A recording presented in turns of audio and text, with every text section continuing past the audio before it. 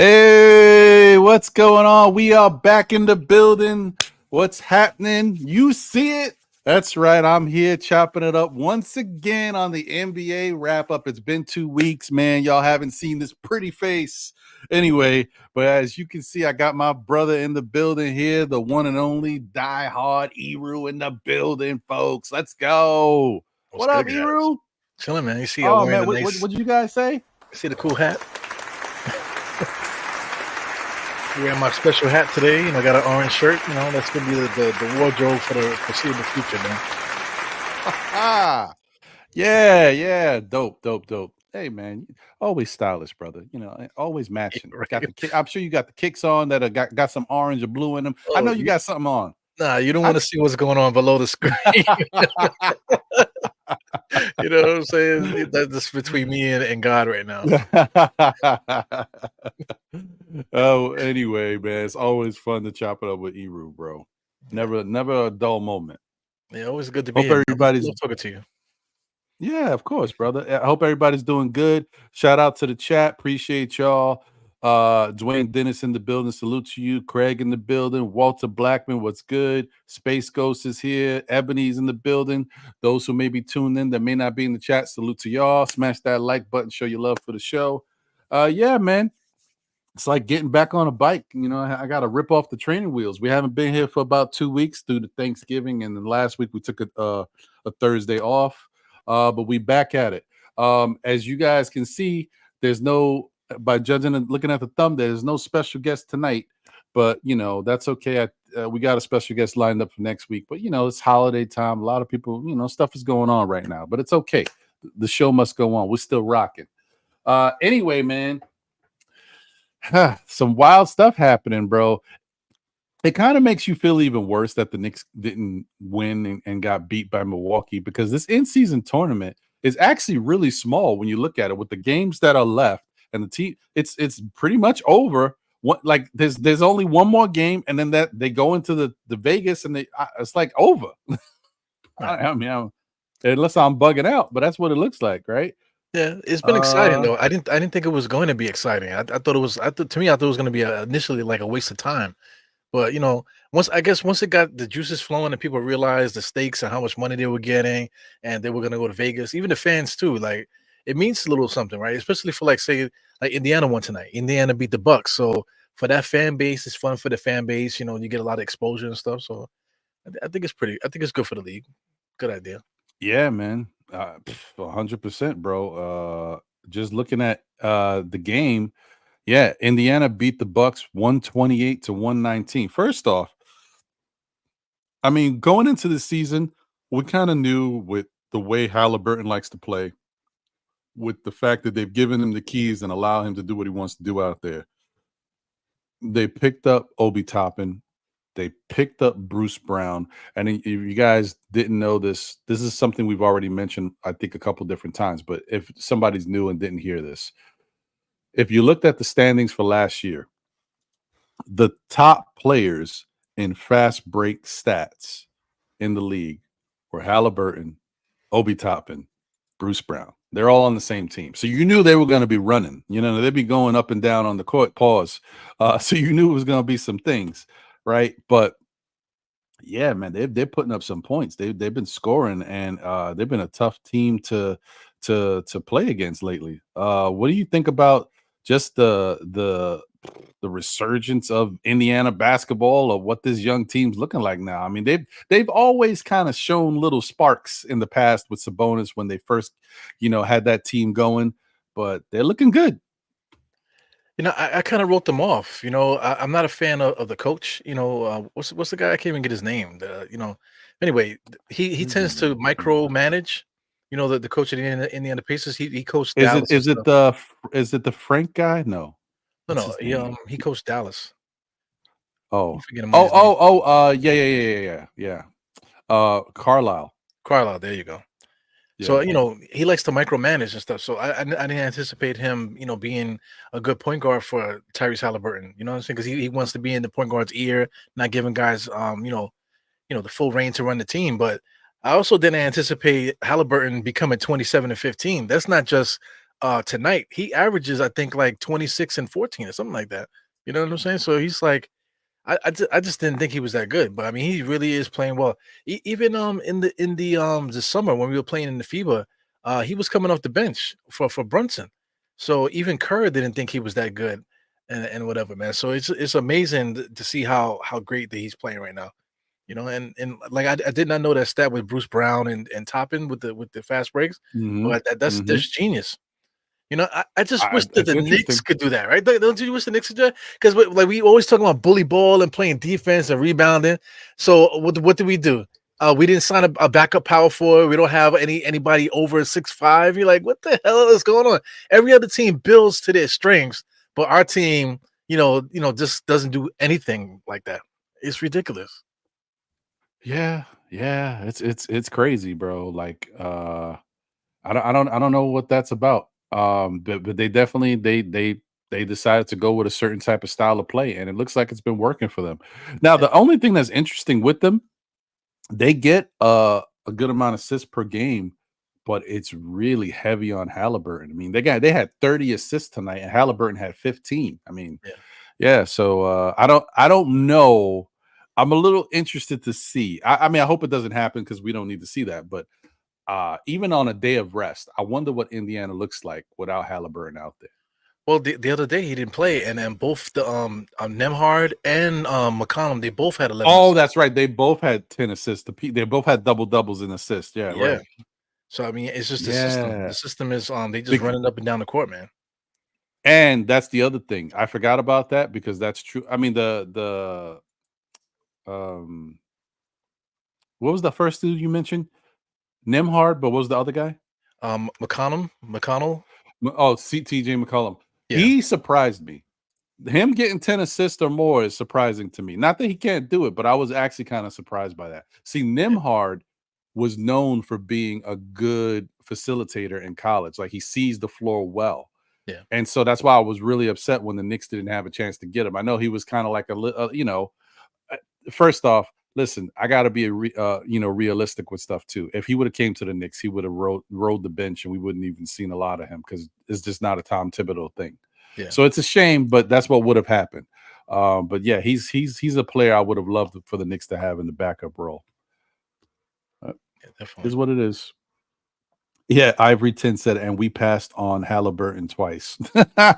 Well, the first time we did. The second time we didn't know he was available. That trade that happened between Indiana and Sacramento was sneaky, bro. Right. If people would have known Halliburton was available, they would have definitely, sent a couple offers over there.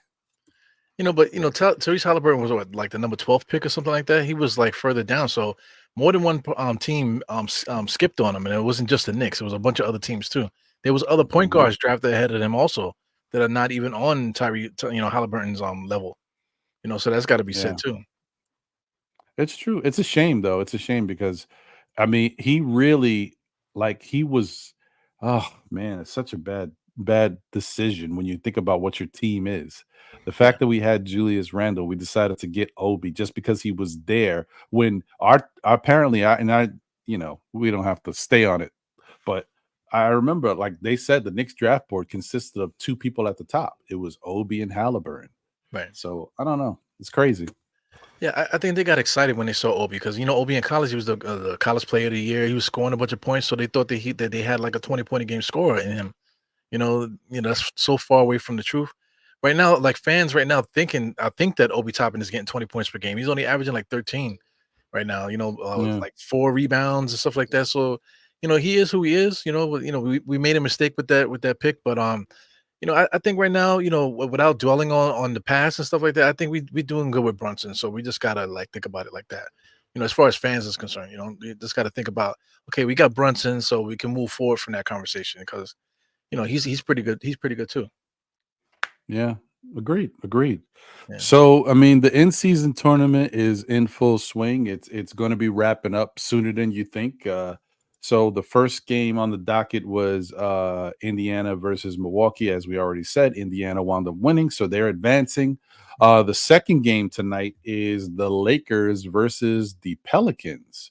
So that one is interesting, and I don't know. See that I don't even know why the Lakers are in this. How the hell did the Lakers even get to this point, man? The Lakers, I don't get me wrong, the Lakers are the Lakers, but the Lakers are always surprising to me, man. I just don't understand that team, like how they always in the midst of everything.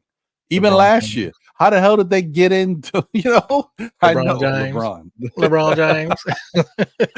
It's He always figures out a way, man. always, bro. And they're gonna make a trade for him again too.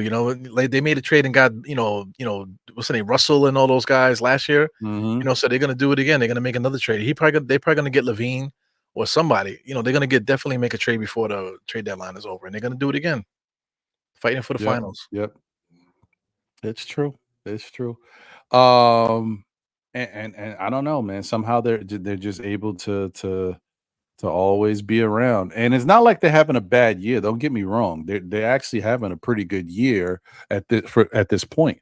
It's just always surprising with that Laker team. I don't think they're that good, Right. but they're around. They're Yeah, they're around. they're a mixed up bunch. Shout out to the Pelicans too, because the Pelicans, they just got healthy. Zion is healthy now. Shout out to Herb Jones. Shout out to CJ McCollum is healthy. Trey Murphy. Hmm. So now all of a sudden they got like this like also Alvarado's, he's healthy too. So all of a sudden they Wow. have like So an yeah, they're all-star team now, healthy then. right? Yeah, because that's the thing about them. They're an interesting team because they got a lot of talent over there, but they're never healthy at the same time. Yeah, And right now is one of those rare times where everybody's healthy. Wow. yeah, they might win Hmm. the whole thing. Brandon Ingram had They 30 definitely last got night. enough talent to do it. Yeah, That would actually be my preferred matchup for the final knockout round or whatever you want to call it, championship round. New Orleans versus Indiana. And whoever wins it, I'm okay with it. Because I think that would be fun. Two young teams really fighting, going at it. Yeah, yeah. that would work for me. PPs. P versus P. Yeah. The battle of the peas. Mhm. Um, so yeah, I mean, we'll see what happens with that. I think what's the oh, it's about to start in like 6 minutes. So the tip off in that game, I guess it starts at 9 p.m. So yeah, they're about to get underway, and so that's interesting. And the other thing is the Lakers are the 1 seed. So did the Lakers lose at all in this in season tournament, or they just if they did lose, they probably only lost once or something like that for them to be the 1 seed. Yeah. I don't really know how it works, to tell you the truth. The Pacers haven't lost, right? Since in any in-season game, they haven't lost at all, I don't think. I guess not, but even the Pacers were the 2 seed. They were 2 versus 1. Milwaukee was the 1. Okay. Hmm. Oh, but you know what? They could have dropped down to 2 just because of it's also point differential too. So Right, maybe right. Milwaukee and then what Milwaukee did to the Knicks last night didn't help. How do you feel I about mean, that, man? 2 nights ago. How do you feel All about right, the so point here's the differential? thing. Um, I think it's fun. It's weird because I haven't seen it before, but I thought it was that night that we were watching the the game, the Knick game. And they kept, chiming in and saying, "Well, Boston's up 30 on." I'm like, "Holy crap, like what is going on here?" It was just so weird, right? But the fun part about it was that the everybody was participating who needed to participate. It wasn't, well, Boston has decided that we need to get these points, so we're going to blow this team out and keep our starters in, and everybody else is this, oh, we're just going to play our game. No, everybody got into it. So everybody was trying to run the score up. To me, that part was fun. Like as long as everybody's down and everybody's with it, I thought that was pretty fun, and I like the fact that I think am I not mistaken? RJ was mic'd up for this game as Right. well, and I like the fact that him and Julius had a little talk. Like, hey man, listen, we gotta get some points, but we could get in this. I like the fact that they were thinking that way. So Right. that's cool. That's cool. I like that. It's a What did different you thing What did you though. think about it? Yeah, it's definitely different. I don't know if you checked out the Melo's new podcast, 7 p.m. in Brooklyn. Did you check it out? Didn't even know he had one. No, not yet. I'm gonna check it out now that I know he has one. Yeah, it's him and the Mero. I don't know if you know Jesus and Mero, the Dominican guy. Oh, Yeah, somebody told me something about that the other day, but I thought Desus was doing a show with someone else or something. I didn't know it's him and Mello. Oh, okay. Now that yeah. actually could be pretty good. Well, Melo and Mero, the Dominican guy. Mello and Mero. Yeah, The Dominican guy. Yeah, yeah, yeah. He's yeah, the funny one. Yeah, yeah, right. yeah. That could be pretty interesting. Yeah, well, the reason why I mentioned it because they were talking about the instance tournament, and then Melo said that most of the players didn't like the point differential stuff because when it comes to blowing out teams in the fourth quarter and that type of thing, like the unwritten rule, guys get pissed off. It's like you're not supposed to run up the score, take out the starters, not don't shoot at the end, that type of thing, kind of like a mercy respect type of thing. Right.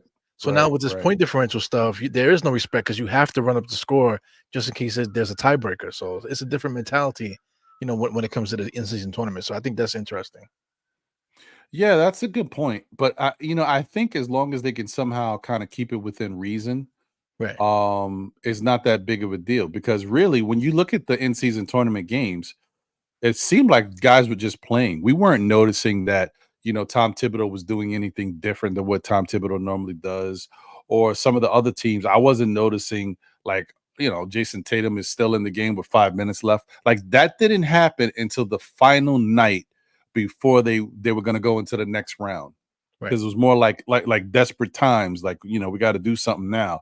So if it stays that way and it's like a one-off, like maybe one night where everybody knows you scrounging, we got to run up the score to keep it. That's interesting. But yeah, I wouldn't be cool like if every game it's like that, because that kind of does mess with the kind of games, the sportsmanship and stuff. Yeah. It's a little funky. I get it, because I know whoever the I don't even remember who Boston played that night, but whoever Boston played was not probably wasn't the happiest that they was killing them like that. Yeah. You said the right word, sportsmanship, man. I don't like Yeah. shout out to Beasley, from the Bucks. We talked about it before we came on. Every time he hit an open three, he was like wagging himself side to side. You know what I'm saying? That's wild disrespectful, in my opinion. You know what I'm saying? So if I was on the court, I would be clotheslining him, the next time he came down the court. So that's a big Yeah. problem too. Yeah. Because if we all know it's a point differential, but if guys are gonna be showboating like that, then that's the problem. That's where guys like remember DeRozan and the other dude, they were like almost wanted to fight Lance Stevenson that time because Lance Stevenson made a layup at the end of the game. They wanted to kill him. So Hmm. if guys are going to be wagging back and forth, that's a big problem there. You know. Yeah. Remember last year when New Orleans played Phoenix and Zion, they were up and Zion went and tried to do the Oh, fancy, like, but the windmill dunk, and Phoenix was they was pissed. they was pissed to an They was extent, mad. because To Zion was with yeah. it. Zion was strutting Oh himself yeah. down the thing like, yeah, what you gonna do? What you gonna do? Like, nothing. They ain't gonna do nothing. It's a big Yeah, guy. okay, so thank you, Space Ghost. He said the Pacers are also undefeated. Yeah, it had to be with the point differential Yeah, is the reason why Milwaukee was ahead of them. yeah, Yeah, so I mean, I hear you though. That's interesting. That's they may have to figure something out about that, or maybe they even decide next year, because they're going to do this again. At least they'll give it another try next year. They may decide to do it differently and not make it about point differential. They may try something else. yeah. They gotta Yeah. listen to So each I other, mean, man. Like when we do pods, you're listening to me, I'm listening to you. We come up with different things. mhm, Like these NBA guys, they have to listen to the players. They can't just do stuff and don't listen. You know, like that's shout out to true. New York with congestion pricing. They's like, nah, yeah, I'm just gonna pay the fee and y'all gonna get used to it. That's not how that's not how it should work. That's like a dictatorship. There should be like some kind of Right. like you know some conversation or something. You can't just tell people to do something and then we just got to do it. That's like that's not good, man. That's not a good thing. I'm with you on that, man. Uh, let me see. How is this gonna work? Let me try this.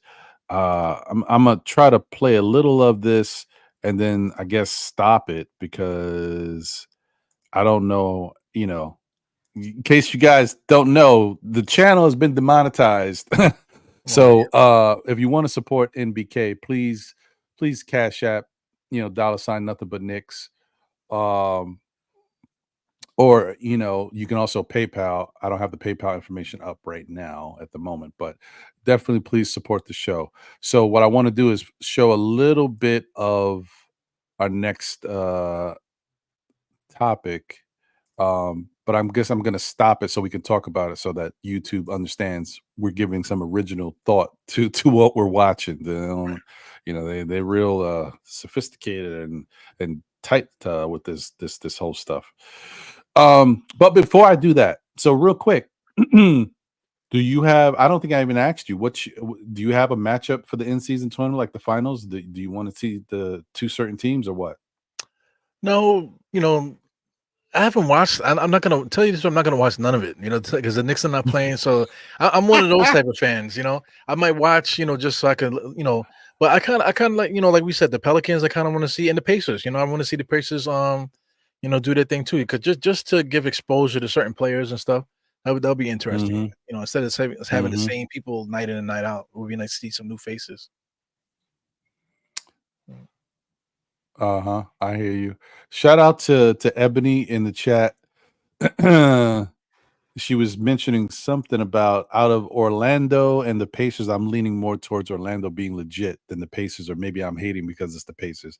Hey man, listen, Orlando's looking good. Orlando is definitely looking good. We're gonna talk about um Orlando in a little bit because we're just gonna do like a little run through of the standings just to see where everybody's at.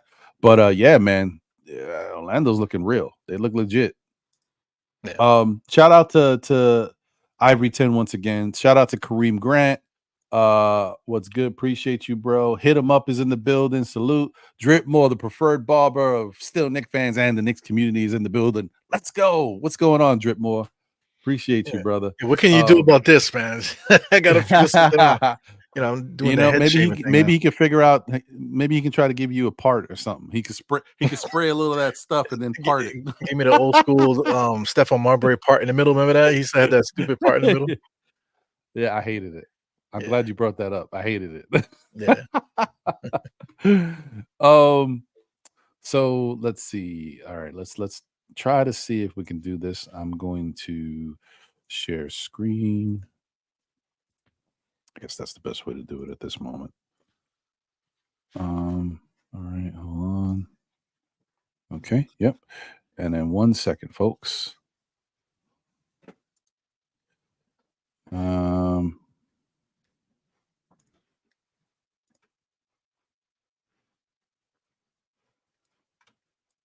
Yo, what do you okay. think about Maya, the singer? I just thinking about her just now. If that's not random, I don't know what is, folks. This is the NBA wrap up, though. You know what I'm saying? We're gonna talk about some hip hop and stuff later too, man. uh, But I've been obsessed with her a little bit, man. Like when we were younger, I didn't really like her that much, but what? I've Really? been, yeah, she just not Huh. she wasn't my cup of tea at the time, but now she's older and she has like a maturity to her. I don't want to say too too much, but I just been thinking about it. I'm sorry. I had a Ghostface Killer moment just now. No, no, no. I'm cool with it. I understand. Believe me, you're not the only one. Yeah. Although, oddly enough, when you talk to some industry people, apparently there's certain things they didn't like about her.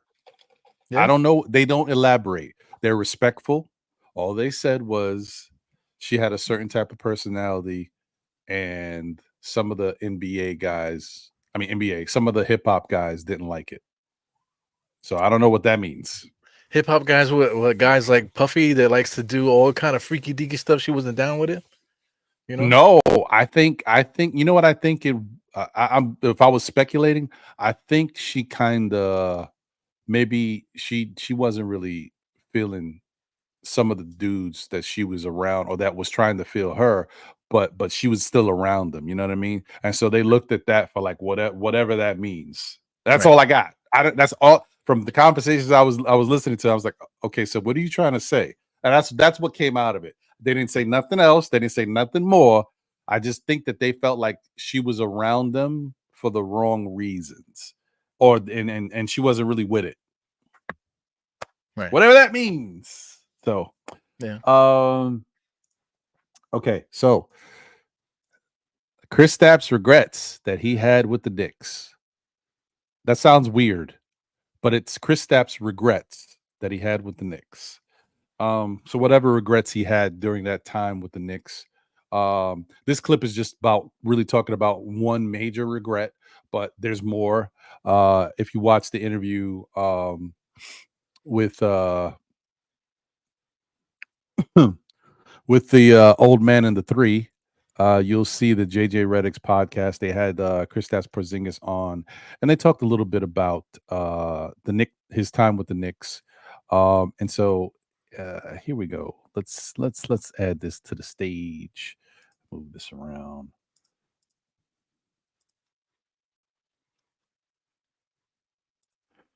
Okay, so I don't know. Did you see this yet, Eru? Yeah, I saw him his comments and stuff.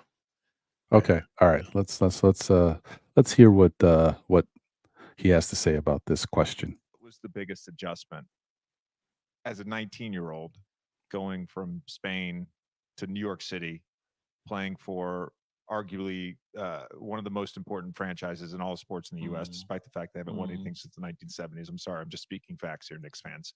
I hate that, man. Freaking get out of here with that nonsense. What he were wanted to some be a of the, Knick all his life, early man. So I don't want to hear that eye-openers for you? nonsense. Honestly, I came in like very prepared. Like my English was good. I was already kind of in my mind like for a couple of years thinking, oh, I'm going to the NBA. Like I want to, listen to the music, like learn everything I can about the culture. So I was pretty already, and the year before that we had Scott Roth as a coach in Sevilla. So practices were kind of NBA type practices, and the He looks good, man. words he was using was like I it agree. was all pretty easy for me to pick up my I first think I rookie mean he year. speaks so it'd be his I was his pretty his prepared, I would English say. is much better You too. know what? Like It's always Yeah. been good, but it's even better. coming Yeah. in so young too, I was like so ignorant. Like I didn't care about nothing, and it was I didn't care if I was in New York or somewhere else. Like I wouldn't Oh, have, you you don't know know what I mean? when you were getting drafted. It didn't matter. Yeah. No, I was just like, I think I didn't realize like the magnitude of like getting drafted by the Knicks, like being in New York City, playing at guard. I didn't even realize like what that was at that time. I was just kind of like, Just represented the NBA. I was just boom, I'm in the NBA. That's it. You know what I mean? Yeah. Like I mean, At he least did get Could have drafted been at 19. Indianapolis. He was young, It man. matter. like, Yeah. It wouldn't matter. I like that he's as I got older, transparent too. that's As an when I older like, gentleman now, listen, he can getting drafted reflect by the that, Knicks, give you being in good New York, answers and stuff. big deal. Right. The term unicorn became a big part of the NBA. Like, All right, hold on. Let me pause it. So, first off, early impressions on, and I noticed this last year, so I'm kind of ahead of the curve with regards to my thoughts on Kristaps. When we were doing the whole thing in the community of talking about should the Knicks go after this type of player? Should we go after Kristaps Porzingis? Should we go after Karl Anthony Towns? I was probably one of the few people that warmed up to the idea of bringing back Kristaps because I watched him do an interview somewhere else. And then he had the soundbite about the regrets with the Knicks. He said something else about, how he wished things would have been different. And then I watched how he was playing with the Wizards. And I realized, I'm like, this is not the same guy. Like, of course, he's still Kristaps Porzingis, and he plays similarly, but he's not the same guy. He looks a little different. He gained a little weight. He got a little facial hair. His game, when you look at it, he looks like now he knows exactly what he needs to do out there on the court. Like he's got his little moves that he worked on. He got his go-to moves. He's got his little inside-outside game, and that's it. And that's what he repeats the whole game. I'm like, it's not like before when he was with the Knicks, where he didn't necessarily know what he was going to be. We were throwing lobs to him. He was all over the place. I mean, he looked like early Mitch, but he was here first, right? So I just looked at that and I said, okay, his game is a little bit more different. He knows what his role is now. So him on the Knicks might actually work because it's like he doesn't need to find himself. He knows exactly what he needs to do out there, and that can help us. The other thing is his maturity. He just seems like he's a little bit, more mature now. He understands what the NBA is. What do you think about how Kristaps is these days? Yeah, I'm right there with you. He at the time, he was young. We all forget about that. He was so young, man. You mentioned it, 19 years old. So when you come in at 19 years old, rich, like you said, you're not thinking about nothing. You're just thinking, I'm the man. I'm playing in the NBA. Whatever you're thinking at 19. And if I was a millionaire at 19 playing basketball, I would be all over the place too. But just, like I said, I see the same things, the maturity of just being aware of himself and knowing exactly where he can get his shots and that type of thing. It didn't work in with the Wizards, but you could see how it fits perfectly with the way that the Celtics want to play. The Celtics want to Mhm. play a certain way, and Kristaps' game fits perfectly with the way they want to play. So it's I'm no spilled milk on this side. It would have been really nice to get him because I wanted him to replace Mitch. I thought the ability to shoot the three and still be able to block shots and stuff like that, and his toughness too. I thought that would have made the Knicks a lot better. But I'm happy that he's with the Celtics because it gives us a legit team in the East that we have to fight now. So I just wish the Knicks would match that. Find their missing pieces that we need to make what we do better. But I'm happy for Kristaps, man. Definitely no hate on my side. Yeah. Mhm. Yeah. Shout out to the chat, Michael Drake. Appreciate you. Thank you for tuning in. Guy Paris dug it in the building. What up, Paris? D Cooler 718 is here. Appreciate you.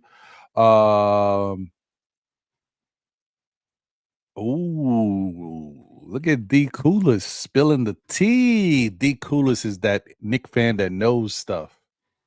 There's some stuff I've always said, D Coolis, that I never elaborate on because no one elaborates on it, but D Coolis knows the 411. Yeah. I heard some stuff too that I don't think it's my place to say it too because I think Alan Hahn said the same thing. He heard something, and it's not his place to say. It's like some certain things shouldn't be said because why would you want to put that out there to sabotage a kid's career when there's no need to do that? Hmm. Like what are you going to Right, get out of it, type of thing. You know what I'm saying? So right, there were some things that he was involved in, that just kind of like they took care of it in house as it should be. So right, right. So yeah, and I had heard about it a long time ago. Sometime last year. Was it last year or two? No, I mean I heard last year. I heard about it when Kristaps was here. Like right, someone said something there's more to this story than you think, right? right, And then when we interviewed Alan Hahn on Still Nick Fans, he kind of alluded to it, like what you're saying. He kind of alluded to something like that happening, but he didn't go into it, right? Because everybody's being really respectful of the situation. Plus, when you don't know all the facts, you can't just be putting stuff out there because you don't know everything. right. Um, but yeah, shout out to Tarnell Nettingham as well. Appreciate you. So let's get back to I think he asked him two more questions. The last question is the one we're really here for, but um, let's see here. Okay.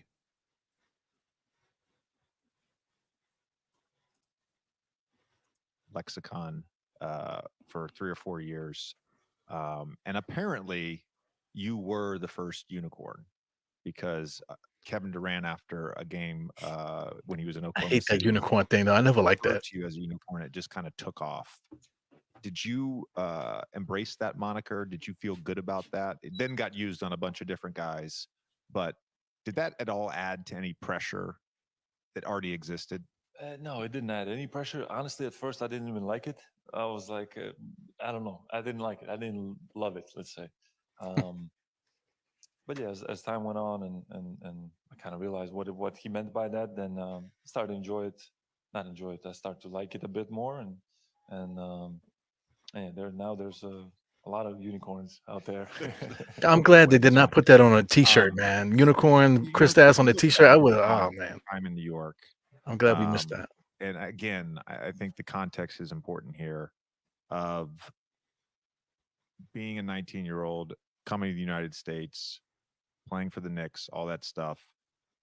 Your rookie year, you had Derek Fisher for a little bit, then Kurt Rambis. Phil was the front office guy. Then you had Jeff Hornacek.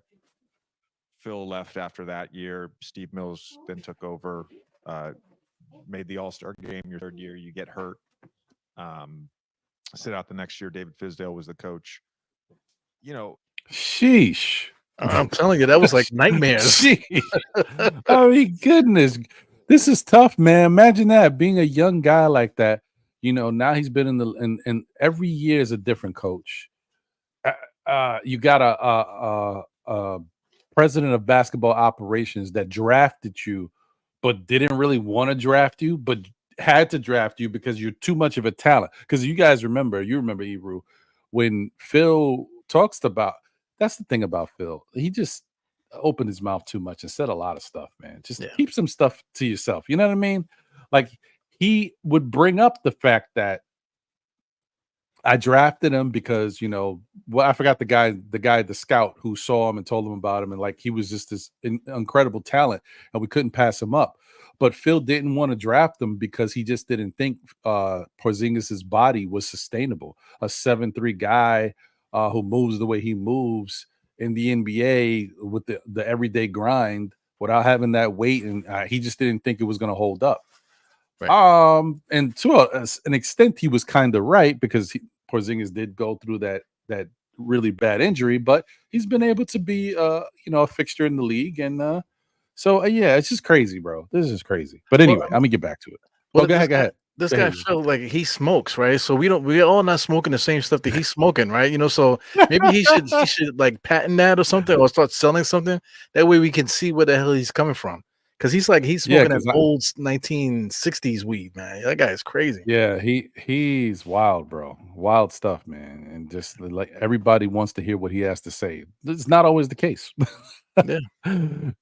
So yeah, but anyway, you guys got to hear, like, this is the stuff that, some of the stuff that was happening while you got this young guy on the team, and then he's learning from a guy who is trying to help him get acclimated to the league, but everything doesn't work for every player. So should he have been learning from Melo? Maybe to a certain extent, but maybe Melo wasn't the best person to be grabbing his ear so much, because Melo did things a certain way, and Melo had a certain type of talent that, things work for Melo and may not necessarily work for KP. But all right, let's get back into it. There's a ton of changeover. We talk all the time just about how young players can only be as successful as sort of the infrastructure within the organization and the continuity and the support system around them. How were you able to sort of navigate all of the change, the pressure? Like, did you just have blinders on? Did you just not give a fuck? Like really, I mean, it's actually, looking back, sort of remarkable. Yeah, again, like, it was kind of the same thing. Like, I was just so young. I didn't have a care in the world. Like, whatever was happening around me, I was like, oh, okay, this is the NBA. Like, all right, cool. You expect that from a young guy. Keeps on going. Yeah. But honestly, looking back now, it wasn't the most stable situation. Coaching changes and different team every year, and then Melo was not there for my third year anymore. Yeah. Then I got hurt, and there's a lot of stuff that happened in that 3.5 year span. And but at that time, again, I was young, and I was waiting for going with the flow, like whatever happens.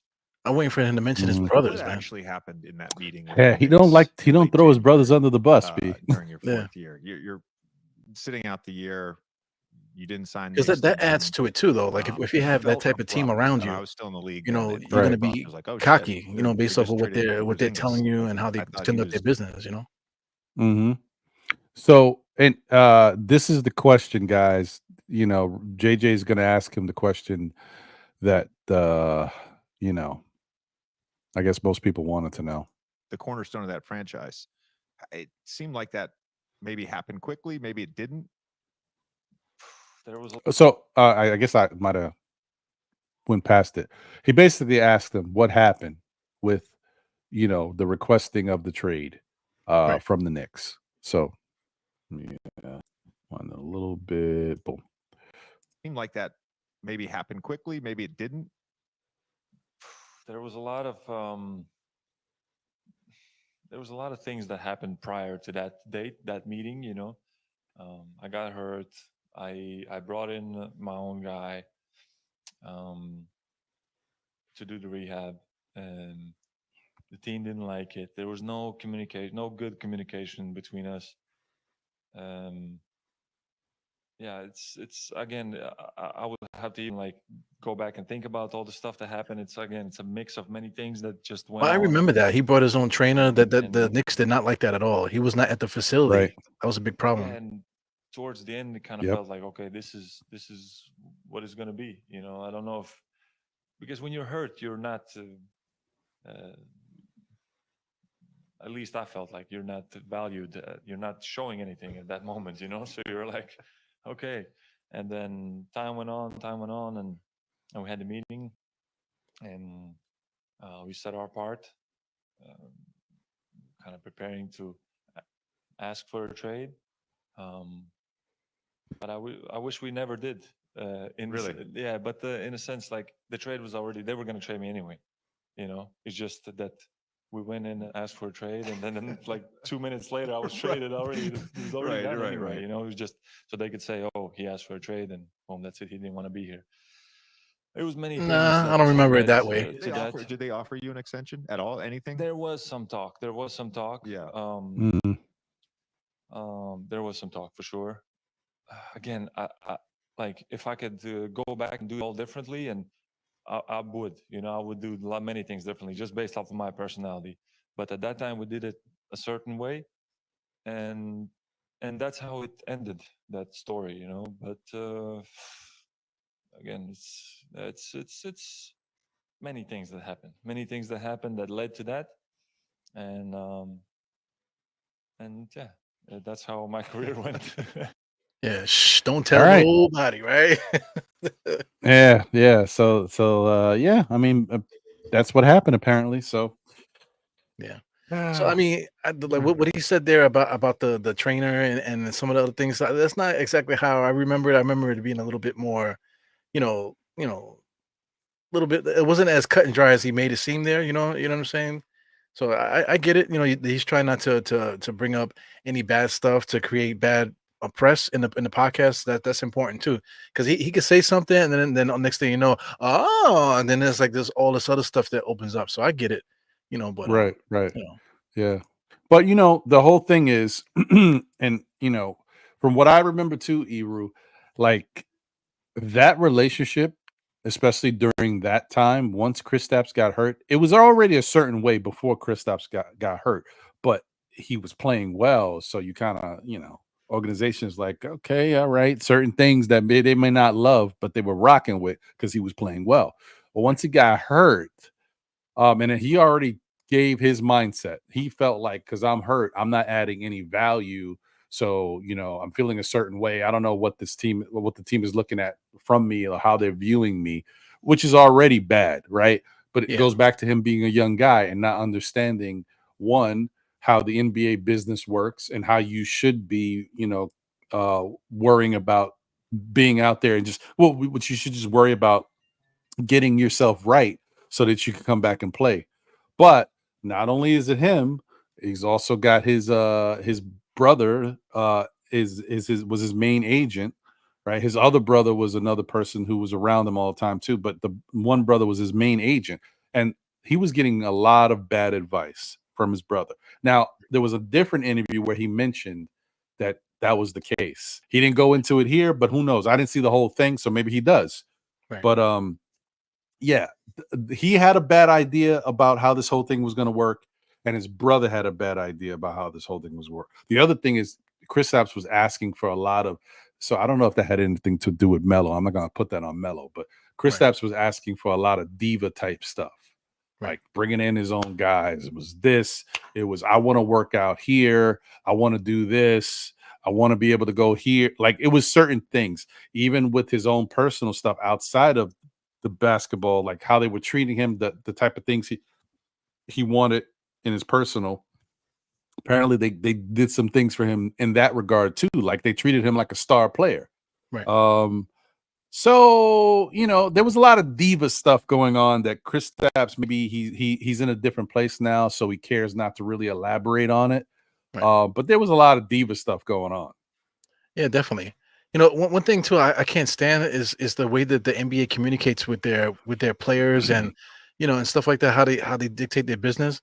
I know shout out to Josh. There's also MBK whatever. He always makes a point at how the Knicks are always shunning away the media and stuff. But aside from that, to me, I don't think that's important. What's important is how the team communicates with each player and stuff like say like a Fournier. Like Fournier didn't know that he was getting benched or completely wiped away from what the Knicks were trying to do. So there should have been a conversation. Like Kristaps and his team, there needed to be a conversation. Like if there's a miscommunication where as far as like, oh, you got your own trainer, oh, you want all this stuff, this, that, and the other, there should have been some kind of conversation. So I guess that's why they have all these player developmental coaches and all these other liaison weird positions that they have out there just to make that a better branch between a player and franchise. So I think that's what the NBA needs to do. Like they do have a players association, so I don't know what they do exactly, but there's still always like miscommunications on all levels in the NBA. So I just wish they would make that a little bit better, man. Then you wouldn't You have ain't lying. situations like this, where Kristaps gets alienated like this, and now you have to just trade him because it's just all messed up. You can't even communicate. Yeah, you're right, bro. I mean, a lot of it has to do with communication. Communication goes a long way in order to help a situation to avoid it from becoming you know a misunderstanding, or that's what everything in life. Yeah. Communication is important, and it's not no different in business, man. You got to do that. I mean, So yeah, it's a good point.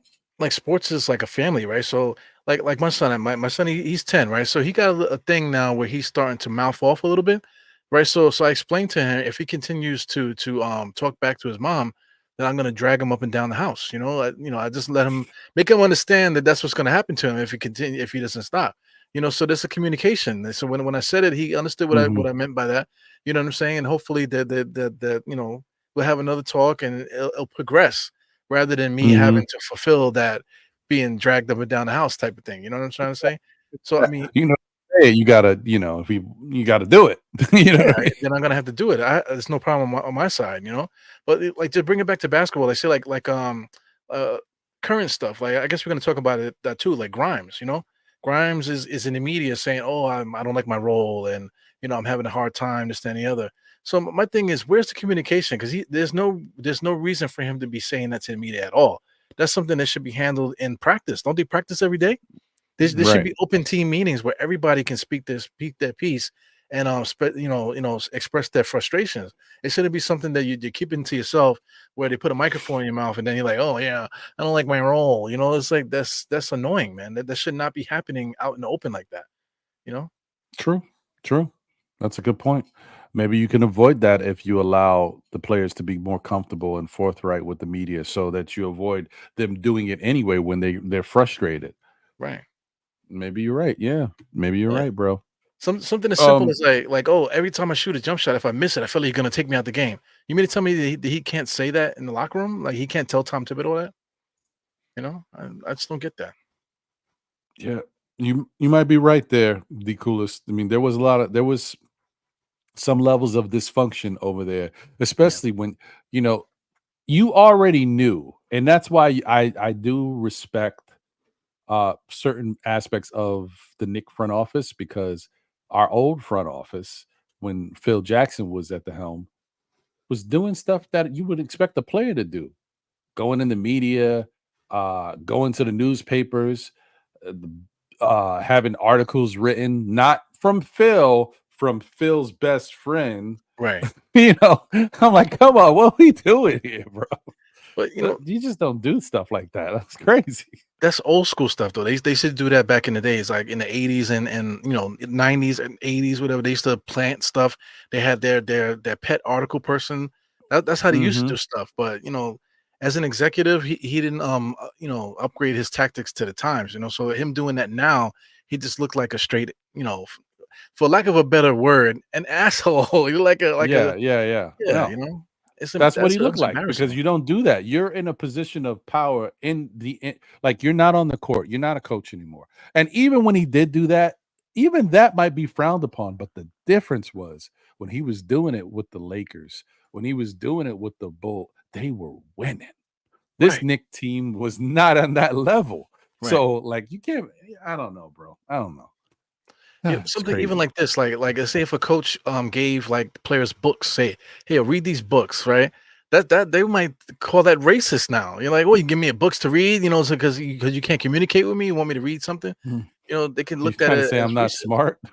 Yeah, I gotta read a book. Yeah. it's a different situation. I was reading today, the Yankees are making moves and stuff. So this is baseball. So they're making moves. So the players are complaining that if the Yankees would get rid of that mustache and beard rule, that they would have more success or whatever. So I mean, that's the type of world we're in right now. It's like, oh, come on, man, I gotta cut my beard off. Like, like it's just a different type of person. So maybe the Yankees should change that rule. Same way, just like Phil Jackson, the way that he did things, he should have changed. He should have did it differently. Even Shumpert, remember Shumpert, and Smith got traded to Cleveland for nothing. They Mhm. were confused by it too. I saw Amon Shumpert talking about that on somebody's podcast. Just he just didn't understand it. Why they did it, and to this day, he don't really understand why they did that. But it's like an old school tactic that Phil was doing, but it just doesn't work in this time. So that's why he wasn't successful. Agreed. 100%. I'm yeah. So uh before we get into to this next topic real quick. We're gonna get into hip hop in a minute, but I wanted to pull up the standings so we just kind of take a look at what's going on around the league right now, see where everybody's at. Let's see here. So, all right, let me blow this up a little bit. All right. Look at this. Just worried about top 10 right now. As you guys can see, Boston 15-5, the best team in the East. No shocker there. Milwaukee right behind them, 15-7. Once again, no shocker there. But then you got the Orlando Magic in third place at 14-7. What is happening? Yeah, 8-2 in their last 10. Orlando? Wow. We talked about this that we always every year it's like, oh, Orlando's getting better. Orlando's a tough matchup for the Knicks. All this. At one point, Orlando is going to get better, and they're really going to be playing out there. And maybe they're at that point now. Maybe it just so that every year is another team that steps up. That seems like they're ready. And it looks like Orlando might be it. Philadelphia, we talked about them after everything they've been through, getting rid of James Harden. Look at them, 13-7. They're just a good team. The Knicks, 12-8. Indiana, 12-8. It kind of makes you wonder a little bit more about how good the Knicks are or how good Indiana is. Are the Knicks that good if Indiana's right there with them? Or are they both that good? I don't know. right. I would have thought Um, the Knicks have a hard schedule too, so that might play into it well, also. yeah, I didn't want to say it again, but I've been kind of cheerleading for the fact that how bad the Knicks schedule has been. They've already had 5 back-to-backs in the Right. first month and a half of the season. I don't even remember the teams have 5 back-to-backs in a whole season. The Knicks already have 5 back-to-backs. They've got 2 more left in the month of December. 7 back-to-backs. That's Yeah, crazy. I that don't know. takes a It's toll wild. on us, man. Because especially somebody like me, I do watch-alongs. So it's like, "Oh, man, the Knicks play again tonight? Oh my god." Jeez. So I can What the imagine the players, right? Yeah, it's wild, bro. It's wild. And they can't even the other thing too is this is one thing that you got to give credit to coaches, not just the Knicks, any coaches out there. When you have a schedule like this where you have so many back-to-backs, you can't even necessarily um prepare as good as you'd like to. You can't have practices in the middle of these back-to-backs. So you Right. play that team, it's like and you can't like do a double practice like, okay, the first half of this practice, we're going to work on the Pacers. The second half, we're going to work on how we're going to play. You can't do that. That's Right. People get confused out there. The players ain't going to be. You go out there and you practice your game and what you want to run, no matter who the opponent is, because that's what you got to do in this situation. But it isn't. It doesn't give you the same type of proper game planning that you would get in previous years when those teams, had those back-to-back game, those games that were down to the wire all the time. Is because of good prep. Like the players knew, what they needed to do out there, and they understood what the opponent was trying to do. Like it's just a lot of good preparation and practice helps with that stuff. But it is what it is. So I said the Pacers are 12-8. Miami's 12-9. I still think Miami's going to fall off, but they haven't fallen off yet. Cleveland is 12-9. Cleveland has been mirrored with all types of injuries, yet they're 12-9. So you got to watch stuff like that. When a team has been, Garland's been hurt, Mitchell's been hurt, other guys on the team have been hurt. So you got to watch that because if they're 12-9, and with all these guys, still coming back and getting healthy, they could be dangerous. Brooklyn Nets 11-9. Atlanta's 9-11. I don't know, man. I thought Atlanta was going to be a little better this year after what happened last year. I don't know. They fugazi over there in Atlanta. I don't know. Yeah. Toronto's 9-12, which is kind of surprising to me. I kind of thought they, just the guys they got on defense and the fact that Scotty Barnes has stepped up on the offensive side, you would think they'd be better, but maybe the loss of Van Vliet is important. But even with that, they picked up Dennis Schroeder, and he's been good for them. So I really don't know why Toronto's not playing better at the moment. But I tell you one thing that I do know, Ebru, Pascal Siakam has not looked the same this year. Yeah, I don't know what it is. When we played them, they look soft. Compared to how they played before, they usually played us really tough. It was like a tough defensive team. They've lost their defensive edge. So I wonder if it has to do with coaching too, because they used to have Nick Nurse. Yes, Nick Nurse, right? Philly right now, Yeah, so true. that might be a big factor. That's a good point. And then you got the Chicago Bulls. That team's just not good. And they got a lot of issues over there. They're not happy that they're not good, and it's starting to show. Players are disgusted. Charlotte, I don't know. And now that LaMelo's hurt, that's definitely not helping them. Washington is a dumpster fire. They're just trash bags over there, bro. I don't know. Sorry if you're a Washington fan, man, but they're bad. They have talent, though. And right, they shouldn't even be this bad, but it's the level of dysfunction. And sometimes you got to look at yourself like, what's different here? And I got to tell you, Jordan Poole might be responsible for a lot of the bad that's happening in Washington. Yeah, just by the way he carries himself, bro. It's funny. All of a sudden, nobody cares about that Draymond Green almost knocked him out. Now everybody understands why he did that. It's wild, bro. But he might have a lot to do with what's going on. And then you got Detroit.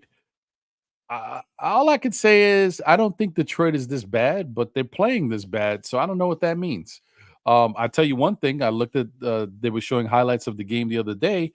And Bogdanovich has been hurt all season, so he just got back. Bogdanovich looked great out there, man. He was knocking down his shots. He was passing the ball. I'm like, of course. And isn't it ironic that as soon as the whole thing was, Detroit's 2-18, now they're 2-19. They were 2-18. Knicks are looking to make a move. Detroit might be sellers. The Knicks are interested in Bogdanovich. Then Bogdanovich comes back, and then he has that great game, and maybe Detroit looks like, maybe we can't let this guy go right now. Come on, man. Yeah, I don't get that. I saw that too. They say, we're not looking to trade Bogdanovich at this time. Man, cut the BS, man. You guys are 2-19. You guys are looking to get into the draft now. What is the point of keeping this guy on the roster? It doesn't make any sense. I'm impressed by him. Like you said, I agree with your assessment, but one thing I want to say, he's making people better. Him just being out there, So I can imagine him on the Knicks. Like a lot of times when it doesn't seem like we're doing anything right, him with the ball in his hand, I think it would alleviate some of that stress. with the Knicks, man. So, that's my wet dream, man. I wish we can get a player like him. It doesn't have to be him, but somebody like that could just alleviate the stress for us. Yeah, agreed. I don't know. I don't know what's going on. Yeah, so that's the situation over there with him. I think that eventually he's going to get traded, but they may just be waiting till the trade deadline. It's like we're not looking to move him at this time. They might be just say it's a little early. The trade deadline, he's going to get moved. But and also that also could mean they just haven't got the right type of offers they want yet. They want a little bit more. Who knows? Yeah, absolutely. Because if Um, they're saying stuff like, "Oh yeah, we're gonna trade him," then people are like, "All right, well then take this then." But if they say, "Nah, we don't, the plans of getting rid of him. We love him. We like him around the Yeah, young that kids." it sounds like what they're trying to do is grab back their leverage. They gave their leverage away when they said they were going to move him, and so teams are just coming out with offers like we'll take him, but now they're trying to bring their leverage back and make Yeah, him more of a commodity. Yeah, Jedi mind yeah. Plus, tricks. he's playing well. Yeah, That's right. yeah. They're doing the Jedi mind trick. Yeah, exactly. Now, here this got to be the surprising team. I thought Orlando's the surprising team of the East. This team is not only the surprising team of the West, but they got to be the surprising team in the NBA. The Minnesota Timberwolves, folks, the Yeah, best record in basketball, 16-4. What? they're playing Wow. some defense, man. Unbelievable. They're doing it with the It's defense. unbelievable. Yeah. Yeah, When they man. played They the look Knicks, I good. was kind of surprised because they definitely were stopping us. We couldn't score on them. But if you get a chance to watch some of the other games, they're doing that to everybody. They're really locking teams up. Yep. It starts with all their players. Actually, everybody's definitely holding their positions down. They're locking teams up. I also think, as was mentioned before, but it's just very true. You can see it's evident in his offensive game because his offensive game has been a lot more consistent this year. You just Yeah, got to look at the numbers to see it. You don't got to listen to me, but Anthony Edwards he's been playing better since he went to played for Team USA in FIBA. I don't know if that I'm not going to say that that's necessarily the whole reason, but I know it helped. Maybe just being out there playing in that type of competition around his peers. I don't know, maybe it just helped him, but he looks like a different player. So, yeah, good for him. yeah. I agree with you And with then that. Mhm. and finally they got the Twin Towers to work together. Right, So, definitely. Guys are staying out their way. But what I was gonna say about Anthony Edwards is that I just think that he was a little goofy. Like some of the comments that he would make on the court. Some of the antics, kind of like in the post game interviews and stuff like that. I think just being around other pros, realizing that he actually is better than some of these guys. He basically mhm, led Team USA. We didn't win any medals, but he could see that he's better than them, and then they needed him to do that. So I think that might have changed them. That might have let him hit that switch where I'm actually better than what I'm letting out to be. So it's showing on the court now. yeah, Melo said that he looks like Dwayne Wade to him a lot. So I kind of see it. I see where he's coming from with that. As far as him just turning that switch. Becoming that inside out kind of threat. And really trusting right, his jump shot now. So I mean, right. he's a good player, bro. That makes sense. I see it too. Yeah. He's definitely got a lot of talent, that young man. Then you got Oklahoma City Thunder, 13-7. Um, Yeah, I don't know. I don't know what to say about that. I mean, I'm not like shocked, but I'm surprised that they're playing this well this early. They But remind me of Orlando, right? mhm. And Yep, second year with the 100%. the same group, they just know Mhm. how to play now.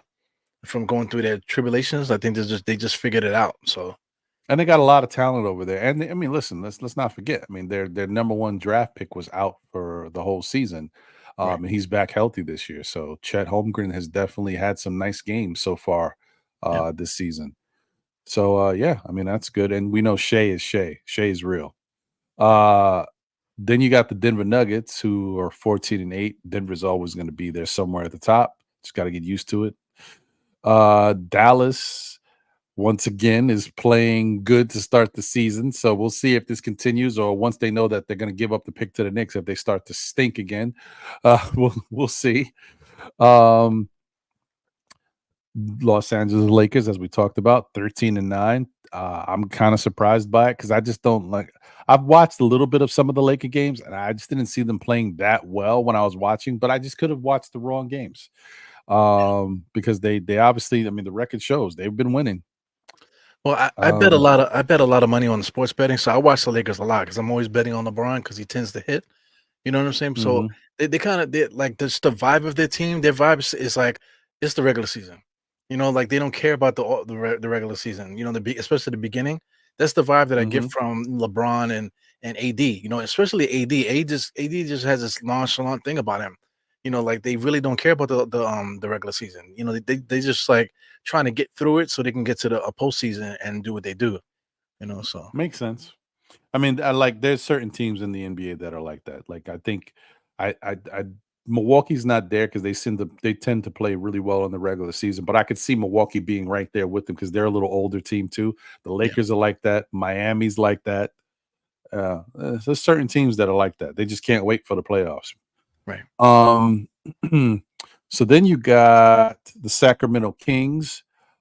Sacramento has started off the season a little funky in their own right. Herder has had some decent games, but I wouldn't say he's at the same level he was last year with them. Definitely Harrison Barnes. You know, I too get into the sports betting here and there, and Harrison Barnes is not putting up the numbers he was putting up last year. Right. Um, and then you just got De'Aaron Fox has been playing, the past 2 weeks or so, or maybe even 3 weeks. But prior to that, he was out for quite some time. So I think with Sacramento, they just needed some time for everybody to be out there and then just to continue to gel. I think they're going to be fine. Maybe they won't be as surprising as they was last year because they kind of took the West by storm. And this year, they're not sneaking up on anybody. Like people are looking at Sacramento. Okay, we know what you are now. So we'll Yeah. see. Yeah, they're interesting team. Um, I think a lot of NBA fans like watching them. They play a breakneck kind of game, mhm, exciting style of basketball. So it's interesting. Keegan Murray's another guy I want to mention too with the 3-point shooting. He's been hurt mhm. all year, man. So he hasn't really made that ascension into being what everybody thinks he's gonna be. But he has like kind of like a sophomore, what do you call it? Sophomore jinx on him a little bit. Slump or Yeah. So sophomore slump or yeah, yep. yeah. Mhm. Yep. Agreed. Um, so you got them, then you got Phoenix, the three-headed monster that I don't even know how many games they played together. Have they played two times together? Maybe they play. I don't know. Like one of them is always hurt. Yeah. You like that analogy I made with the Yankees, right? With the That was fantastic. You yeah. were fantastic. I couldn't have said it better myself. That was that was dope. Yeah, it sucks. Bradley Beal, how many games has he played all year, man? So I mean that sucks, man. But it is what it Yeah, is. That's what you get when you spend all your assets on these top guys like that. You're gonna have to deal with that. yeah. I mean, it's just one of those things, man. He just even when he's out there, he hasn't looked that great. But he just hasn't even been out there enough, and kind of makes you think. And this is what I always say to Knicks fans when they wanted Bradley Beal. Like, yo, I mean, the guy's always hurt, and he's not the same player he was before. He was averaging 31 points per game one year, and he built that up, and that was the contract year. And now he made all the money, but he is not averaging that type of point production, and he's always hurt. So yeah, but either way, I mean, they still got Devin Booker and Kevin Durant, so they're gonna be all right. Yeah. He's kind of cocky too, man. Just listening to him talk in interviews, I never knew him to be that way because Clyde used to talk highly of him. Said he was a good character player and stuff like that. I recall him being that type of a character guy, but now ever since he started scoring and that type of thing, he's become like arrogant. Even there's a video of him talking to the kids and just his energy and stuff like this. His whole energy is different in my opinion. So Mm. interesting, Who's that? interesting guy. Beal? Yeah, Beal. Yeah. Yeah. Yeah. Things. I don't know. Things happen in the NBA. Things change. I guess people change. Yeah. So yeah. So they're 12-9. Then you got the New Orleans Pelicans. As Ebru was saying, they're finally healthy. How long it's gonna be this way, don't know. But yeah, like Zion has been decent this year as far as health wise. He's been out a couple games, but for the most part, he's been around. But like you said, McCollum was out, due to the situation. So he finally got the clean bill of health. So he's out there now. The one who surprised me was Trey Murphy III. I felt like he was hurt for quite some time. Yeah. So getting him back is really important for them too. Then you got the LA Clippers. I don't know what that team is, bro. To me, it's just it's mind-boggling that a team that has James Harden, Westbrook, Paul George, and Kawhi Leonard is 10-10. They're all on the wrong side of 30. And like almost mid-30s for most of them. So I don't know what they were thinking. They're being run by like those .com guys. Those geniuses that Mhm. started Apple and all that stuff. So they're like playing. They're like kids in the sandbox playing around. So they just brought the names in there, but they did not think think about continuity, thinking about how guys are going to mesh well with each other and stuff like that. So. I feel bad for them Yeah, because I mean, some yeah. of those guys are really good players. You want to talk about some of the other guys off the bench too, like Norman Powell and the other dude, Terrence, whatever his name is. Those guys, Terrence Mann. yeah, those Mhm. guys are good players, and they would be starting on other teams if they had the opportunity. You know what I'm saying? So that's a, so, they said like I think it was Scott Perry. He was saying that if the Knicks made a trade for somebody, like another player or whatever, and if they're all shooting in the same spot, that's a good problem to have. But the Clippers did that 3 times over. You know what I'm saying? They have too many guys that are trying to get the shots in the same spot. And everybody needs the ball, so they did it too much. So they got to You figure ain't that out. lying. It's true. So then you got the Houston Rockets who are 9-9. I mean, the Houston Rockets were a really bad team last year. The fact that they're 9-9, I guess, is a positive. 500 basketball team is a good thing for them at this moment. They made a couple of bigger moves at getting Van Fleet and bringing in Dylan Brooks, but I wouldn't say that that's going to take them from being a bad team to a contender or a team that is playoff bound necessarily. So I kind of think the moves they made, they're right where they need to be, a 500 basketball team. Like Yeah, they need another move to kind of get over that hump. But I think they're right where they probably should be. But you yeah. know who's regressed on that team? Who's that? Jalen Green, man. Yeah. He hasn't looked like the stud that he was last year, especially early in the year. It's looked a little different. Yeah, he's trying to figure it out. I think last year, they were bad, so he just had like the free reign to do what he wants. But now they're a little Right. bit better. Dylan Brooks and Sungun too. That dude has been playing really well. Oh, Sungun. Sengun has been Yeah, fantastic, bro. He might be. I would have to look at his numbers because I don't know if he qualifies. Because I was thinking he might be in the running for like most improved player. maybe because he's 21, 9, and 5, man. Yeah, man, his numbers look good. I'm like Sengun looks great. Yeah, So, um, so then you got the Golden State Warriors, who I said it last year, guys. I hate to sound like a broken record about this. I kind of think Golden State's on the way out. I don't know. I don't know, bro. yeah. I feel like Everybody's old they now, don't man. look the same. It's the end of an era. Yeah. It happens to all the great teams. But I just don't like the doom and gloom from other podcasters when they talk about the Warriors. It's like you don't need to like talk about, oh, the ship is sailing and oh my God, his flames is burning in Golden State. Nah, man, they had a really great run. Right now, this is their swan song. Everybody's old now, so that's just the end of an era. So it doesn't have to be like a negative thing. It happens to the best of the teams.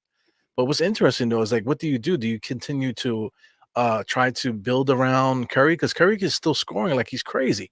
So what do you do? What do you do with that team? Do you give up on Curry and try to get something for him at the end of his career? Or do you keep him on the franchise? That's the problem that we had with Ewing, man. Like when do we Yeah. trade him, or if do we trade him at all? So that's their issue right now. Yeah. I don't think they're gonna trade Curry. I think Curry's done too much. I think the ownership over there just values him as a person and what he's brought to that team so much and how he's affected the NBA basketball game. He's probably one of the few players that I don't think is going to get traded. There's not too many that can pull it off. I mean, some might say the same thing about Damian Lillard, and look what happened there. But Damian Lillard also kind of forced his way out. So if he didn't say nothing, he probably still would have been a Portland Trailblazer for life. So I don't know, man. I think Steph Curry will probably just walk away before the serious trade talks even come up. Yeah. But it's tough though, because I mean, they still got Clay and they still got Draymond Green and these guys, but ragtag guys. Otherwise, you're talking about Andrew Wiggins, who was hurt all year. You got Moses Moody. I'm looking at Chris Paul. They got Dario Saric. They're not playing the young guys like Kuminga and stuff. So they have like a ragtag group right now. They're not really building. So they're just in purgatory, man. So as a fan base, it's frustrating, but they won their championships. So you just got to deal with this right now. Right. But let Curry say, I want to go to the Knicks. Yeah, right. Yeah, let it happen, man. Let it happen, B. So yeah, I mean, and that's pretty much the teams with the decent chances to do some stuff this year. Then you got Utah 7-14. They are who we thought they were last year. They surprised us for a little bit, but they came back down to earth by the end of the season. And now they are exactly. And they also been dealing with some injuries. Markkanen's been out. Now lately, what's his name? Clarkson. He's been out for a while. Clarkson's been out. Yeah, that's who I'm thinking about. Clarkson has been out lately. They just got back the center, the young guy. But he's not really an offensive threat for them. So they've just been struggling. You can tell when a team is depleted of certain things because Colin Sexton has been scoring a lot lately. And I'm like, where has this been? Right. So you got the Memphis Grizzlies. Out of all these teams at the bottom here, Memphis is probably the one team that I think will make a hell of an improvement. It's only 12 more games left, guys, and Ja Morant will be back. So that's definitely going to give them a boost. It's tough watching Memphis sometimes for me because Jaren Jackson is out there doing what he does, but I'm watching,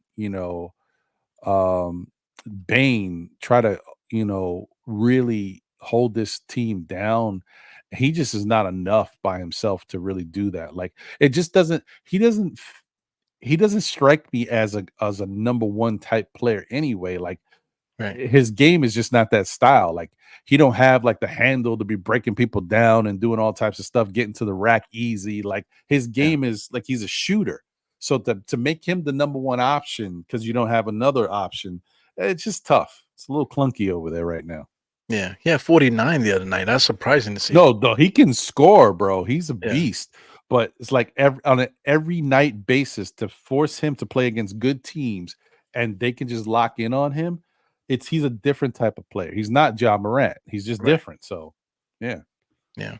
They have a nasty roster too. They have guys I'd never heard of. I mean, I've heard of them, but they're rocking their B team right now. David Roddy's over there. They had to get Bismack Biyombo off of waivers to help them out. Derrick Rose is there. Santi Aldama is there. A bunch of other rinky-dink guys they have over there. So they're they're in trouble over there. I don't know if Ja Morant's gonna be enough to take them over the top this year. What do you think about that? They might be because you know what? I almost forgot. I did forget. So thank you for saying that because you made me can't not think about the fact they lost their big man. Which one is that? What's his name? The best offensive rebounder in the NBA. Shoot. The New Zealander, right? Steven Adams. Steven Adams. Yeah. Like that's a big blow for them. I mean, as big as Mitch is to the Knicks, imagine Steven Adams was the best offensive rebounder in the league. Mitch was always number 2. Right. So think about the impact that Mitch has for the Knicks. Steven Adams has that same impact for Memphis, and he's gone for the season. Right. So that's tough. This guy, Jared Jackson, too, he won the Defensive Player of the Year off of Steven Adams' back, I think. Because Steven Adams is strong down there. Yes, because the point is, well, at least to my knowledge, unless you can correct me if I'm wrong, Ebro, Jaren Jackson's not a really good rebounder. He's not. And so the fact that Steven Adams could grab all those rebounds and take care of that, Jaren Jackson could just roam and play defense and be disruptive out there. But now that Steven Adams is not out there, Jaren can't really do that as much. Yeah, for his career, he's averaging 5.6 rebounds per game. That's horrible, man. That's This crazy, year, bro. this year in itself, he's only averaging 6. That's disgusting, man. He's 6'10" with Mm-mm-mm. all that athleticism. He shouldn't be It's nowhere near nuts, 6. bro. It's nuts. So I don't know what to say about it. It's nuts. Yeah. So then you got the last two teams. Oh wait, sorry. Um, you got yeah, it is the last two teams. Portland, which is the Knicks West as far as guards go, because Portland got too many guards over there as well. Yeah. Way too many guards. And then you got San Antonio with the Wembanyama, who was 3-17. I'm actually kind of surprised that they're not a little better than they are. I know they're not going to be a good team because they're very young and they're lacking just knowledge of how to play together in the NBA and all this stuff. But even guys like Keldon Johnson has regressed this year. He doesn't look the same. Um, and I guess one of my friends was telling me, is like, yeah, well, that's because there's more competition for the basketball now. I mean, when you're on a team where you're the main scorer and you're getting all these opportunities, look at how efficient he was. He was actually scoring his points on a lot of attempts. Now he's getting less attempts and he's not as efficient, or he's not efficient anyway. So you get to see that he just doesn't look the same. Yeah. I was like, wow, that's a good point. They lost 15 straight. That's ugly, man. Yeah, but I Wow. mean, they're bad. They have a lot of guys, like you mentioned, Keldon Johnson. They have a lot of guys that do the same thing over there. They're trying to Mhm. figure it out. And shout out to Pop. Pop is letting these guys, he's letting them burn. He's trying to teach them by fire out there. So tough times for San Antonio right now, even though they got Wembanyama. Yeah, it's true. But the only bad thing is, like, they're setting themselves up to get another top 5 pick, but ain't no Wembanyama coming out next year. So, you know, I don't know how that's gonna work.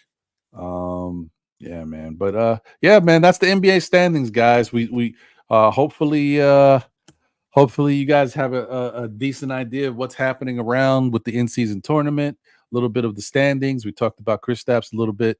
And so I wanted to cover a little bit more of the NBA today because we don't have a special guest to talk about hip hop as much. But we're going to dive into a little bit of hip hop just to kind of address a couple things real quick. And so let's get this out of here. Boom. So I don't know if you guys have been paying attention to what's been going around, but and also, guys, I mean, I guess you could already notice I'm not putting up the same little pomp and circumstance stuff we put up for the show normally. It's not our normal show today. It's a little different. So, I just want to flow. We're just going to flow into the topics. There's been some talks around hip hop. I mean, there's been interviews from the Locks and from other rappers. Exhibit has weighed in on his thoughts about the current state of hip hop. E40 weighed in recently about hip hop and what he thinks is going on and how he's not happy with the state of hip hop. Like, a lot of these, this is kind of ironic, Ebru, because we've been having different shows talking about hip hop and its influence on different people and us personally and stuff. And this is the 50th anniversary of hip hop. And in this 50th anniversary year, we're talking about how hip hop is dying, how it's not the same. And the traditionalists are like, yo, what happened to the thing I love? So, I don't know. My question is, what's wrong with hip hop and can it be saved, bro? What do you think is wrong with hip hop these days? Well, we just came off of basketball. We were talking about basketball. What's wrong with basketball? Because I think basketball has changed a lot too. Where it's just not the same game that we do. Is I'm talking about rules. People keep talking about the skill level so much better. Oh my God, now it's so much better now with the skill level. But if you're looking at the teams are not all that good. If you look around the league, everybody's kind of the same. There's no real team that's sticking out really. So Mhm. there's a reason for that. It's that shit. I mean, it's generational. Hip hop and basketball are very similar. So I can describe it the same way. Hip hop. There's no olive branch extended from the past to the future. Guys are just like right now, like it's like Stephen Curry and these guys are still the top players. But I feel like Mhm. there's no branch to the next generation. Nobody's bringing nobody up. You don't see like you just don't get the vibe that the guys are like breaking them in, breaking them in, teaching them the ropes and that type of stuff. So I want to mention Buster, getting long-winded, but Buster made this analogy. He's like back in the days, like when we were kids, like our generation growing up, you could have been doing anything. You could have been a drug dealer, a robber, whatever. But as soon as Auntie Evelyn pops up on the block with her bags or something like that, everybody stops what they're doing, put the blunt out, throw Yep. the blunt out, Yep. put the Yep. slide the 40 underneath the chair, and they get up and they help her with the bags, bring it upstairs and that type of thing. So that's just a basic respect that we had, for the older generation. If you look at the young generation, they don't do that for us. They don't do that for the older heads because we don't do that for them. We look at them like they're a That's bunch of true. snot-nosed kids, like we don't have no respect for them. But they're like, yo, we already doing it, bro. We don't need your knowledge anyway. So I think that's the problem there. There's no connection between like the greats of our era. You want to talk about Nori with the drink champs, always want to give the flowers to certain artists, but Mhm. it's cool to do that, but there's just something missing between that generation and the current one. There's no connection with those guys. They don't know each other. You know, so I think that's the That's a problem. good point. That's a good point. There definitely is. There's a divide. There's a like a yeah, a divide. Like there's this level. There's this gap in between the new generation and the old generation. Yeah, And the new generation, they're young, they're stubborn, they don't feel respected. So, they're not going to make that effort. They're not going to do that because they're young. You know what I mean? We remember how we were when we were young. We didn't necessarily make all the right decisions. And if there was a situation where we needed guidance, we didn't look for it. I'm like, oh well, I don't know if I want to go hang out with the boys and go do this. Let me talk to my OG over here. You think I should do? Who's doing that? The young people ain't doing that. So it is when it comes to that stuff, it is kind of put on the OGs to really open up and extend the olive branch, like you're saying. Like it's just how it is. Like there's, I wish it could be more both ways, but it's really the other way around because the OGs already understand. They've been through it all. They understand what's going on. They know what it's like to be that young cat.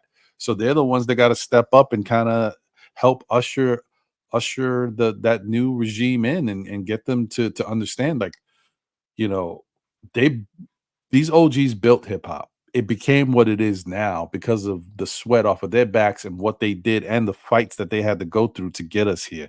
All those years with hip hop being on the forefront of policies and different things in the government, the CD issues, the bootleg and all this stuff that hip hop has gone through, and then the gangster rap and all that, just to get to this point where it's the number one musical genre in the world, and then to have it be watered down and not looked at the same and not appreciated the same way. Like if the average consumer is now a consumer of hip hop, but the people who loved hip hop for its pure essence can't even enjoy it anymore. That ain't right. yeah. That ain't right, bro. Yeah, what That do ain't you what right. do you what do you think about Andre 3000's comments? Because now he's playing the flute. Right? So I don't got nothing against that. That's cool. He's an artist. You find a different way to express yourself. But I just don't like the comments that all these old guys now, because I mean now Andre 3000, he's part of like the kind of like the new school for us. But now he's old. Now he's an OG now. So what do you think about his comments? Where like, what am I supposed to talk about now? I'm 44 years old or 48 years old. What am I supposed to be rapping about now? But my thing is that's the essence of hip hop. As a 48-year-old MC, you should still be able to rap. I'm not talking about you standing on the corner selling crack anymore. You're not doing that anymore. You're Right. 48 years old. I want to hear what your experience as a 48-year-old. So I mean, I brought up Busta Rhymes early. He's like this wise old man. He talks like this into the microphone, and he talks like that. Why don't you rap like that? Like you did Busta Rhymes. You did the whole, put your hands where my eyes can see, but now here he is like 50 years old talking about I got coke in a suitcase. Like, really? Coke in a suitcase? You didn't have the coke in the 90s? Like, where did the coke come from? As an OG, he should be rapping about something different. But now he's rapping like like the young kids now, and then the young kids looking at him like he's an idiot. Like, okay, like whatever. I'm supposed to learn something from you. All right, whatever. Look at you. You still talking about I got drugs in my back seat and all this other stuff. It's like, so it's that's the problem too. Like the OGs, they have the knowledge and this, that, and the other, but they're still caught up in their own thing, trying to build their own career still. I still understand. It's a little bit weird. Like Nas, I love the way what Nas is doing. He kind of took his music by the coattails and really started putting out some good hip hop stuff because he doesn't need to put out albums to make money. He's made his money through Right. the tech field and stuff like that. So now he's just putting out music for the love of hip hop. So people that follow him and even young people, they're looking at look at this old cat freaking like putting out this music. Like it's dope, so like it's annoying that like when you hear Andre 3000 saying that, oh, what am I supposed to rap about? Or like other guys, they say different things, but then they rap a different thing. That's the disconnect that I'm talking about because like the OGs want to give the young guys some game, but the young guys like, yo, man, get out of here with your corny self, man. I'm already doing it. I don't need your help. You know what I'm saying? Well, you need help from me. So it's weird. It's definitely weird right now. Yeah, I'm with you on that, bro. Like I don't quite understand what's going on with that. Why like I let me just say this. Look, to me, Andre 3000 is one of the best lyricists in the game of hip hop. Respect him for everything he's done. He's an innovator.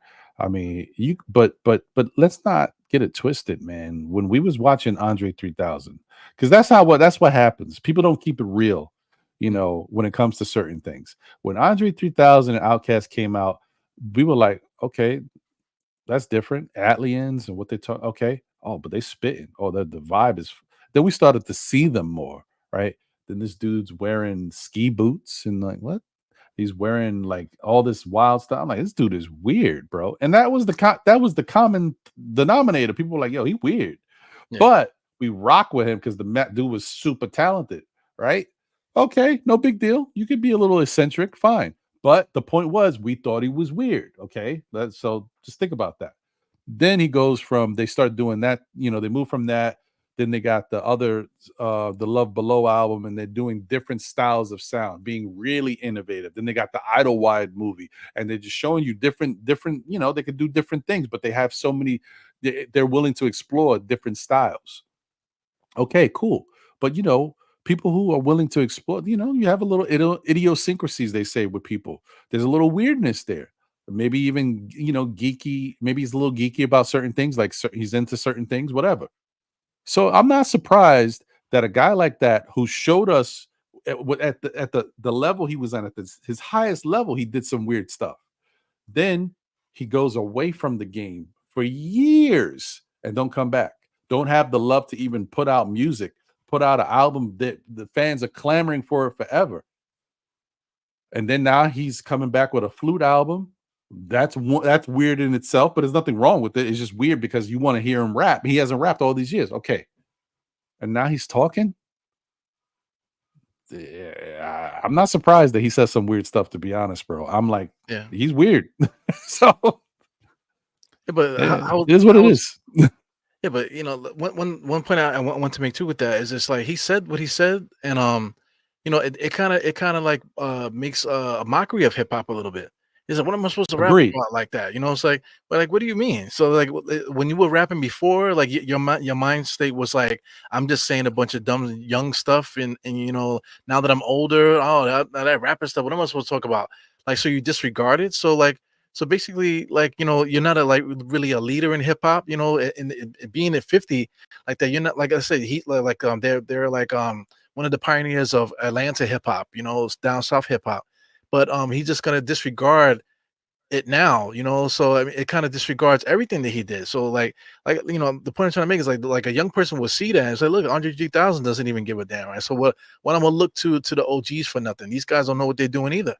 You know what I'm saying? I'm doing it better, bigger, and better than these guys. You know what I'm saying? So I just think that's what's messed up with the whole thing, man. So and then also too, like Yeah. radio, people still looking at radio and stuff. Like we are in 2023. We can get our music from any from all different sources now. Shout out to this show because you introduce everybody to all these new artists and stuff.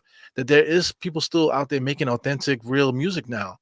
you don't have to find it. You just have to look in a different place now. It's different now, 2023. So I mean, Yeah. is it dead hip hop? Can it be saved? It's gonna die with comments like that, and just like the older guys not taking the bull by the horns. Like shout out to LL. He started a radio station with the Rock the Bells, and he's doing his best, trying to keep that alive there. Because I don't know if you ever listened to that station. They really are trying their best to keep hip hop alive, man. Authentic hip hop Mm. there. I mean, he's Mhm. doing the best that he can, but I feel like all the rest of the guys need to do it too. Like somebody mentioned Big Daddy Kane in the chat. Like Big Daddy Kane is annoying me because he's been promising us an album for God knows how long, but he's still trapped in the same mentality too. Like Andre 3000. Like you're not 18 no more, bro. You're like 50. So I want to hear the Big Daddy Kane at 50. Give me that experience because the same people that bought your albums back in the days are gonna buy it now. Right. That's also a disconnect. There's a disconnect between the artist and the fan too. So that, a lot of So stuff is weird, man. I I wonder, do you think that overall success has something to do with why some of these pioneers of the hip hop game choose not to make new music?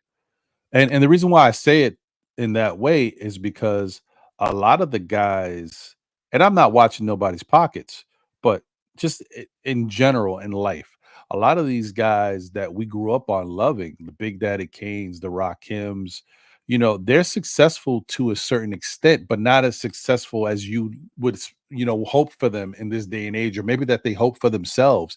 Because the thing with a lot of these hip hop artists is they've changed what success looks like, because the next generation, not the new generation, but the generation right before them valued success in a different way. It wasn't just Right. about CD sales and concert sales, even though that matters.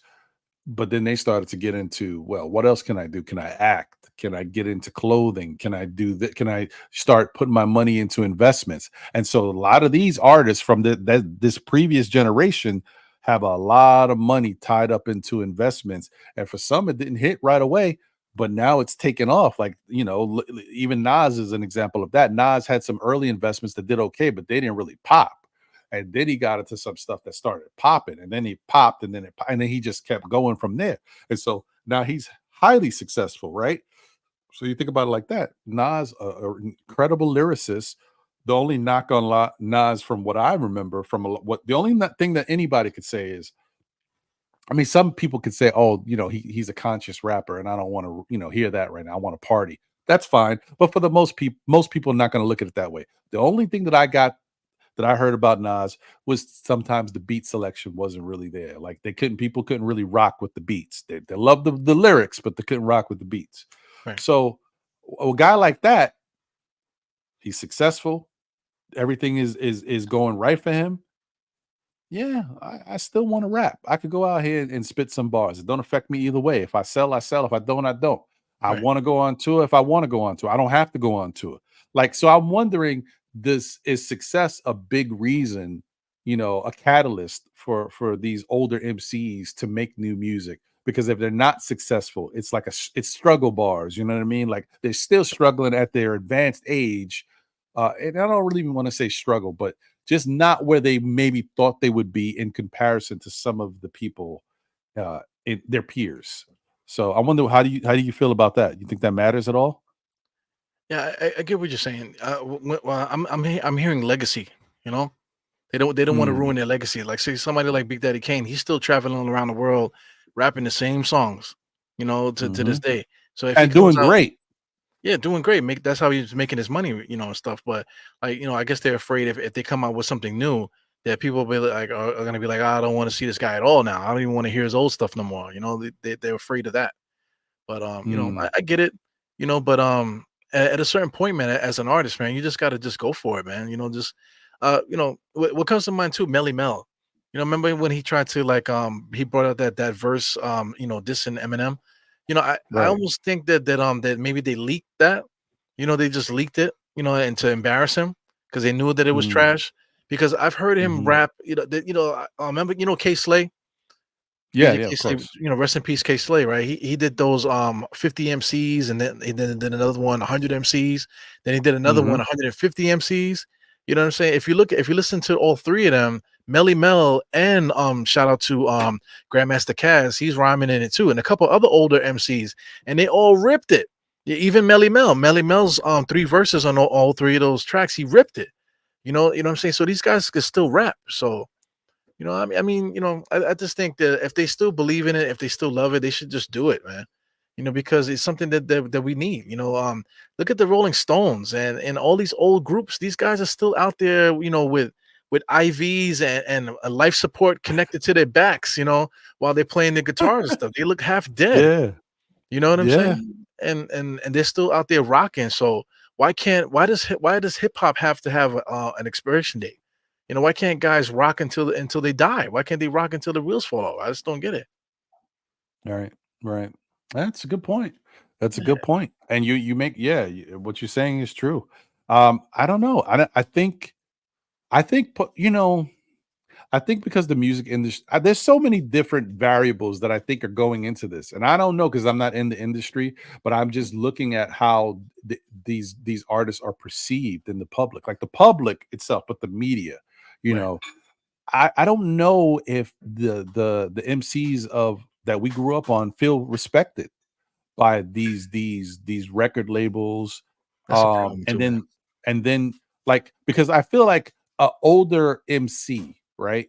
I don't care if you've been successful. Maybe you got money, right? But you got your money that you've been holding on to and being smart with it. Do you want to go independent? Do you want to put some of your money back into this thing without knowing exactly how it's going to rock? No, maybe you want to get with a major label and have them believe in you. But these major labels, they have the system, this formula. That's why they're throwing out the ice spices and stuff out there. They're rocking with the same formula over and over. So those are the ones like, are they respecting the older MCs to put the battery in their back and say, yeah, we'll rock with you. We'll put some money behind your vision. And I don't know if the older MCs are getting that type of love. And so therefore, I think that's part of the issue too. Like, because music has changed so much now that it's streaming and there's no A&R and all this other things that we're used to, and when music was really good, like where's the cultivation of music? Where's the the real respect for the craft? Like, it's just like anybody could record a song now, and if you got a laptop and put something together, and the way they're putting out music these days with no substance, and it's just all about booty shaking and all, like just everything's different now. So I don't know. It's tough. I feel like there's some odds that are stacked against some of these MCs, and there's also a little history of it being risky, because we remember we saw uh and I thought, like, when I heard that this, I think we talked about it a little bit, so I'm just reiterating, but when heard that Dr. Dre and Rakim were gonna get together, I was like, are you kidding me? The beat maker and the best MC? Yeah. I couldn't imagine what that was gonna be, but they couldn't. And I don't want to. If I'm wrong, anybody out there who's on the show, in the chat, can correct me or whatever. But I remember that from those studio sessions, they made it seem like Rakim couldn't produce. Like he didn't understand how to put something together with Dr. Dre's beats, and like the stuff just wasn't hitting. Now, granted, he did have a nice verse. It was a nice flow on that song with Truth Hurts, the woman. Yeah. The And contagious whatever. contagious. Yeah. Yeah, that was pretty dope. Yeah. But as far as working on his own stuff, they couldn't get it together. So I Yeah. don't know. Well, the story with that is that 50 Cent's first album was all those beats were Rakim's beats. Wow. That's crazy, right? All the Dre beats from Wow. that album, all the Dre beats were the beats that were on Rakim's album. They completed it. Crazy. They completed the album, but it just didn't sound right. It just wasn't the right vibe. Same thing with Wow. LL Cool J. Supposedly not supposedly, he said it. He said they actually completed the album, Dr. Dre and LL Cool J. But LL Cool J scrapped it because he didn't like the way it sounded. You know what I'm saying? So that's the thing too. Like they're trying to find something that like I still like they're trying to appeal to the younger crowd. They're trying to appeal to Mhm. people that don't matter. You know what I'm saying? So mistakes, people make mistakes and stuff. One thing that he scrapped it, and then he's supposed to be working with Q-Tip now. But So Q-Tip, yeah. yeah. So I'm thinking like after all these years, like Q-Tip was right there on St. Albans right there. And LL was right there in Hollis, or whatever, where he's from. Literally right neighbors next door each other, right down Linden Boulevard. You mean to tell me they never thought to get together and make an album? They wait till they're like 50 years old to do it? That's ridiculous. So a lot of the problems, like I'm saying, like a lot of these old guys are a big part of it. You know, they sitting up on their high Yeah. horse. Yo, I'm LL Cool J, blah blah blah. Yo, guess what? You're 50 years old now. Now what? Who did you bring up? Now you're gonna bring them up now. Now that you're in an advanced age, you missed a whole generation of people that you could have been bringing people up during that time. So that's the That's a reason good why point. there's like the pioneers are not controlling the mainstream hip hop like we should. You know, Yeah. Yeah. yeah. That's a So good point. the writers So, too. Even these writers are like these first generation dudes from India, heard a mixtape one day and then went to school and got a degree and now they're a hip hop writer. So that's a big issue too. I just had a couple more questions. I know the show's pretty advanced, but we haven't been here for 2 weeks, so we're trying to give some content, and I think the conversation is really good. I love chopping it up with Eru because Eru is a hip hop historian, man. He knows his stuff. Yeah. I do you think is there still lyricism? Because I gotta tell you, I didn't really I guess I don't pay attention to it. For me, it's a little different. And you're like, well, I mean, how are you gonna ask this question, Ron? I mean, no, I don't listen to today's music. So if there's lyricism in it, I couldn't even tell you. I don't when I'm in the mood first off, a lot of what I do is content with regards to this stuff, and then I watch fellow content creators, and then I watch shows and I watch movies. I really don't listen to music the way I used to. And if I do listen to music, everything's old. It's Yeah. all old hip hop, it's all old R&B. I don't listen to the new stuff, so I couldn't even tell you. So, do you think there's lyricism in today's music? Well, mainstream music, not so much, but there is it's not really underground anymore because, like I said, everything is on the internet. But there are artists that are putting out some good music, man. But like you just have to just take the time to click, and look for it. You know what I'm saying? Like I said, your show, you brought a couple artists here, that are really good that we can follow behind and see what they're doing and stuff. But there's other guys too, like you ever heard of Big Pun's son? I forgot what he Rivers something. Chris Yes, Rivers, I think. Chris Rivers, man, he is a beast, man. But he's not signed by anybody. Nobody wants to sign him. Everybody knows that he's Big Pun's son. He has a lot of charisma. I mean, he has incredible lyrics. He does beat jacking all the time, where he's freestyling over new beats and popular beats and stuff like that. And he's killing it. You know what I'm saying? He's absolutely killing it. And but he can't get signed by anybody. Nobody wants to put the money to back him up or anything. He's just on the internet. The only thing that he's been doing as far as like making money and stuff like that, and trying to better himself, is he's been going back to school. I think he got his radiology degree to be a freaking X-ray technician. Like that's what's happening right now with those type of guys. What's the other group too? There's like a super group where like there's like these two kids are twins, and they have two other guys too on there. I forgot their names, but that's the Mm, issue. Like I shouldn't have to think of their names. These guys should be right. prominent out there because they're putting out a lot of good content, a lot of good music. But it's this now. Everything is scrolling. So as soon as they have a cool verse, okay, cool, scroll. And then people forget about it just as soon as they heard it. So that's the issue too. But to follow behind these artists, man, you just have to it's a new day now. They're gonna it's difficult. It's difficult to navigate that. Difficult to navigate it. But I mean, Yeah. like to give you the answer, man. Is there still lyricism? Absolutely. But people are more into like all that cursing rap. You know, ice on my Yeah. wrist. BITCH this, S my D this, and like, damn, every Yeah. song Yeah. is like that. Like, I don't get it. Yeah, yeah. It's like I don't know, man. There, and that is kind of what bothers me when I listen to today's music. That's why I don't listen to it, because the women's uh uh hip hop is just so raunchy. Like, it's Yeah, it's like so extra. And people you keep can using that smell it. excuse that, when men are raunchy, when men are talking gangster rap, nobody makes a big deal. Yeah, but I don't know why this is so hard to understand. Once again, and I think we've talked about this too when we've had females on the show. Yes, you're right. When men were talking gangster rap, and they do all types of stuff, and they're little, we don't make a big deal about it. You know why? Because there's so many options of hip hop on the male landscape that I don't have to listen to that. I could go listen to some conscious rap. I could go listen to this. I could go listen to, well, at least that's how it was. Right. Um, with the female rap these days, everything is super raunchy. Like, and I'm like, okay, Ice Spice is this, then the next person is this, then this person is like, everything is raunchier than the last. I'm like, Right. where are we going here?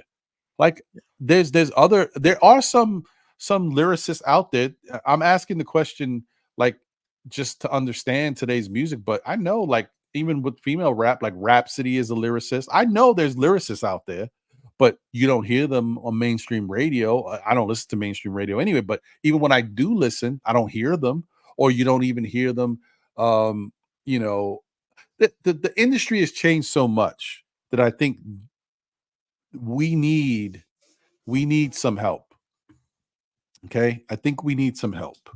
And and and, and so the question would be, you know how can we fix it? And so I'll let you think about that for a second, Eru, because I have an idea, or at least I know. To me, I think I know what needs to happen in order for hip hop to come back the way we would like it to be, or at least to incorporate some more stuff that everybody can enjoy. So the new music can still be here, right? If you like drill rap or whatever, if you like this raunchy rap, fine. That's all there. It can still be there, right? But the lyricism has to make its way back into the landscape in order for this hip hop thing to continue to grow. Um, I think somebody's got to take a loss, bro. I think somebody with deep pockets has to take a loss in order to fix hip hop, Yeah. right? So, and people just aren't like, our world is greedier and greedier by the day. Let me tell you a childhood dream of mine. And it's not a dream. It's a thought. I had a dream of it, and so I kind of always remember it. And I had this one dream, right? That I won dumb money, bro. I mean, millions and millions, dumb money.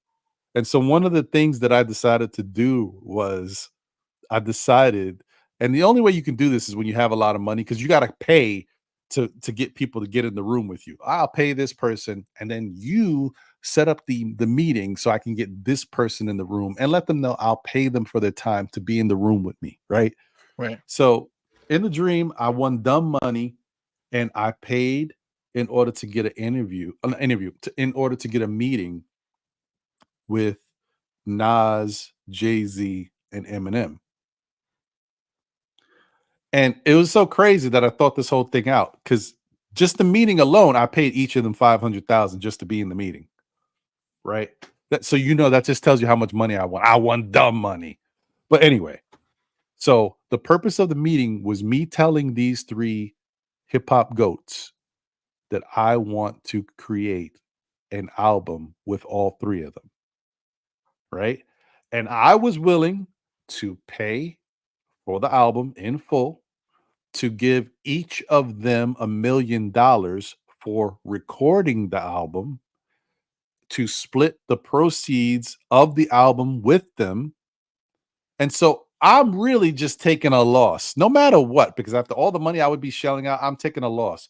But just to do that for hip hop, and because it's something I wanted to hear that I thought would be incredible, I was willing to do that in my dream.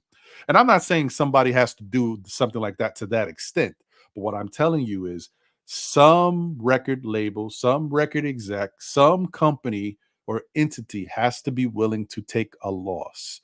And really, to make it happen, more than one person has to be willing to take a loss in order to kind of bring this thing back. So a company has to say, let's try to do this. Let's try to start flooding the market with lyricism and bring back that sound that of conscious rap or whatever it is, and start doing some stuff that makes people enjoy hip hop music again. And so we're just gonna start doing this. Like Atlantic, we're gonna come up with our hip hop division again, and we're gonna start giving you this. Def Jam, whatever it is, we're gonna do this, and we're gonna like a concerted effort by all the labels to bring this thing back. Right now, the only thing that they would also need to give it that extra push, and if you guys see the thumbnail for today's show, on the thumbnail is Nas, 50 Cent, and Jay-Z. You need the big wigs to kind of put some backing behind this, whether they can help with it with some of their own money or to be influencers. But like the pioneers that have taken their lives to another level, but have really profited from being a part of this hip hop game and enjoy it and honor it. Those are the guys that have to help get us back to where we need to be. We may not get all the way back, but if we can get halfway back, at least this music thing will be, hip hop will be in a much better place than it is right now. So that's my thought. That's my thought. I think something like that has to happen in order for us to kind of get back to where we were or somewhere. Yeah, everybody has to care. Like I mentioned LL. LL's doing what he thinks he can do with the Rock the Bell stuff. But you're looking at Jay-Z, outside of Rockefeller and becoming CEO of Def Jam and stuff like that. Now he's a billionaire a couple times over now. So he doesn't need to get anybody. He is the body. You know what I'm saying? So it doesn't take much to get a label and stuff together, especially with the money that he has. So how come Jay-Z? Because that's another thing too. Jay-Z was like he wouldn't do a verses because he would like to own something like verses rather than jump on somebody else's joint. So my thing is, what's stopping him from doing that already? You know what I'm saying? As Jay-Z, why don't you just make your own entity where you're creating, where you're a curator of hip hop in the way that you perceive it? Like LL's doing it the way that he perceives it with the Rock the Bells. He got a freaking radio station, so he's doing his part. You know what I'm saying? So what are these other guys doing? What part are they doing to contribute back to this? Like I mentioned Drink Champs just because it's in my mind, but he's bringing all these artists and they talking about old stories and stuff like that. But at the same time, while you're having these conversations with these guys telling old stories and stuff like that while you're drinking, that's ignorant. So where's the building where okay, like you can get like 5 MCs together that are wealthy, are doing well. Why can't you guys come together and create something? KRS One's always, to the Temple of Hip Hop and all this other stuff, but you don't hear nothing about it anymore. You hear them talking about it, you hear that it's open, but you don't hear anything else about it.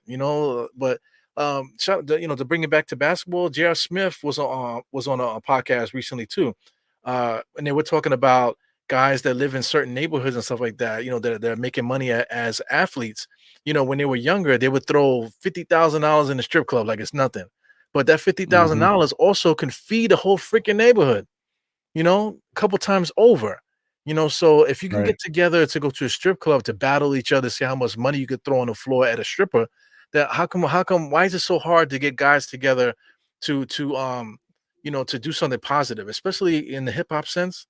Even basketball, like how come there isn't like anybody who's from New York? I can't really think of a player at the moment, but somebody that's from New York that's successful. How like Mashburn, Jamal Mashburn retired and never heard from him again. How come there's no Jamal Mashburn basketball clinic or anything like that where it's giving back to the community to that level? We talk about the Europeans, how they're so fundamentally sound, and they play pro from young.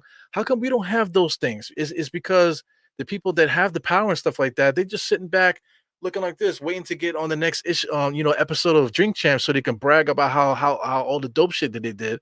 But meanwhile, they can care less about what happens after them. So Mhm. that's a big issue, man. Shout out, like I said, shout out to Nas and all these guys that are doing stuff. Because even though Nas didn't start anything, by him putting out 6 albums, paying Hit Boy, for all these dope beats and stuff like that, is a lot of his own resources that he did to do that. You know what I'm saying? So he created his own entity like that, putting out 6 albums, put everybody on notice. So I mean, Yeah. all these pioneers. You talk about Lil Wayne. Lil Wayne is a lyricist.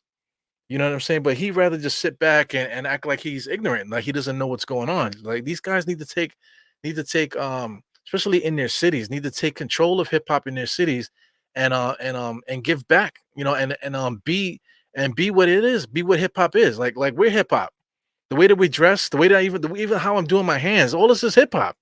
You know what I'm saying? So Mhm. we have to pass that torch down to our from our level, to our children and stuff like that. The big dogs, they need to create the places where hip hop could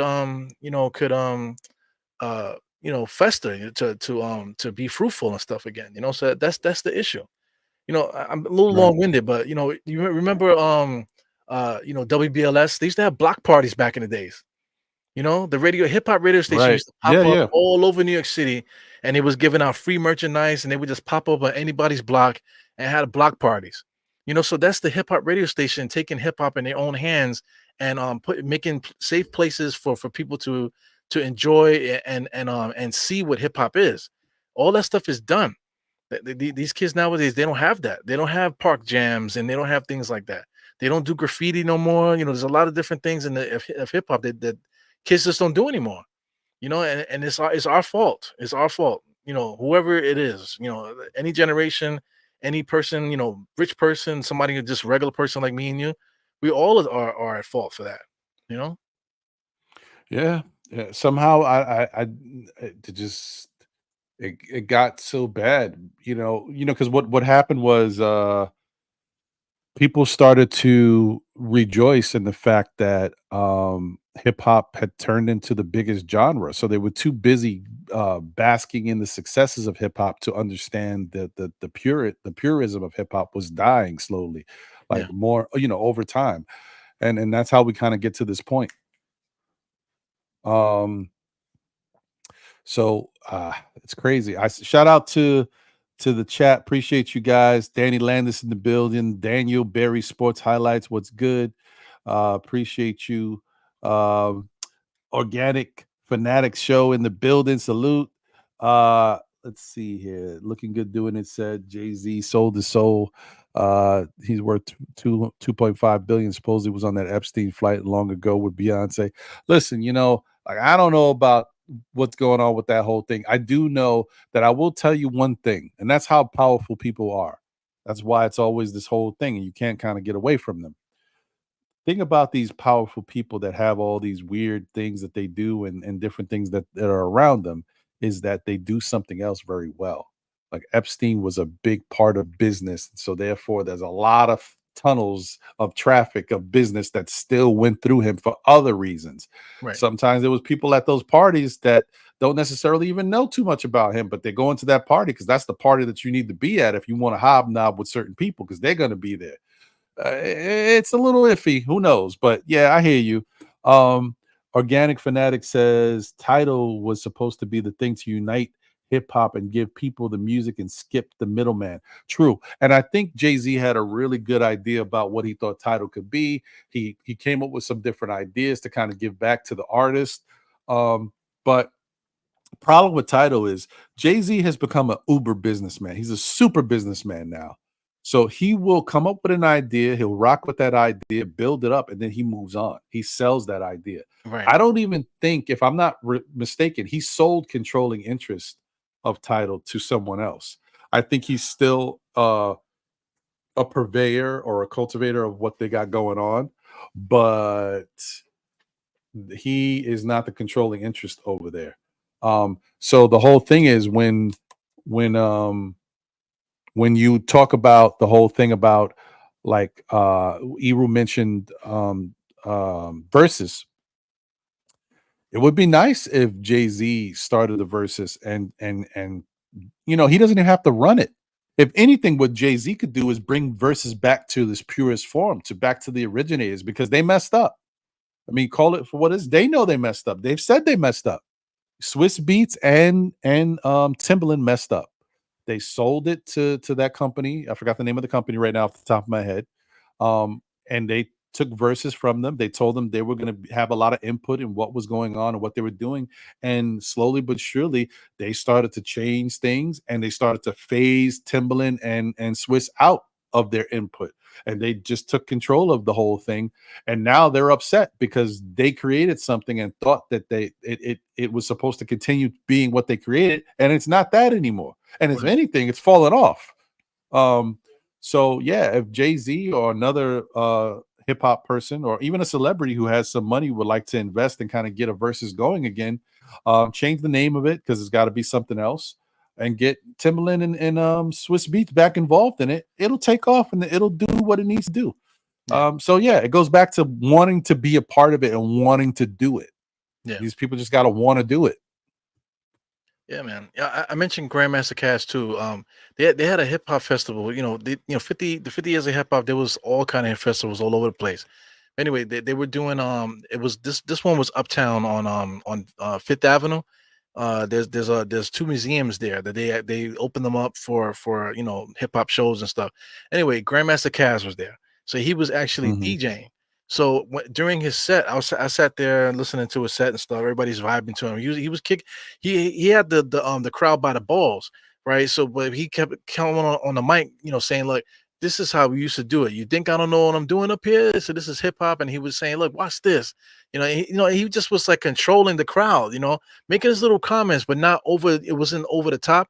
It was like a magician, So these are little things that guys that they can do, to just build up interest and just like make the older people talk about it, and then the young people see it like yo, I see what you're talking about, and let's have these conversations. This is something that we built, man. So this is something as a culture needs to be passed down generation how it is to how to live in the culture, how to just the rules, and then just tradition, how to pass things down, that type of stuff. Right. I've been thinking about that a lot too, because I've been working a lot. Sometimes I forget. So I'm looking at my kids, so one of my oldest son actually beatboxes, so I'm looking at him like, oh, where did he get that from? And I said, oh, guess what? He got it from me, So Yeah, it's that's something, right. he learned about the beatbox, so, and then music stuff.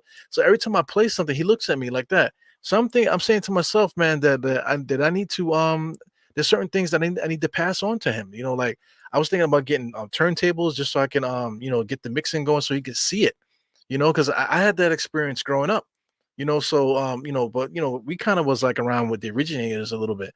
But right now it needs to get back to the essence, the originating, the essence of hip hop, turntables, music, microphone, writing, graph, clothing, the five elements, dancing, all this stuff, it needs to come back, so I'm trying to make that a point with my little guys, just to keep that creativity going, and just try to steer them in such a way where they're that hip hop is in them, I think we owe it to our kids and stuff like that, the culture, like we want the higher ups to do it, but we owe it to our own people to do the same thing, to keep passing all that on, Yeah.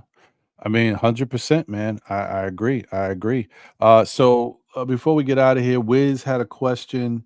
And to Organic Fanatics point, legends get to perform and be out there. Rock artists perform until their 70s plus. Look at Big Jack. Yeah, we were talking about that earlier. Ebru was bringing that up. It's true.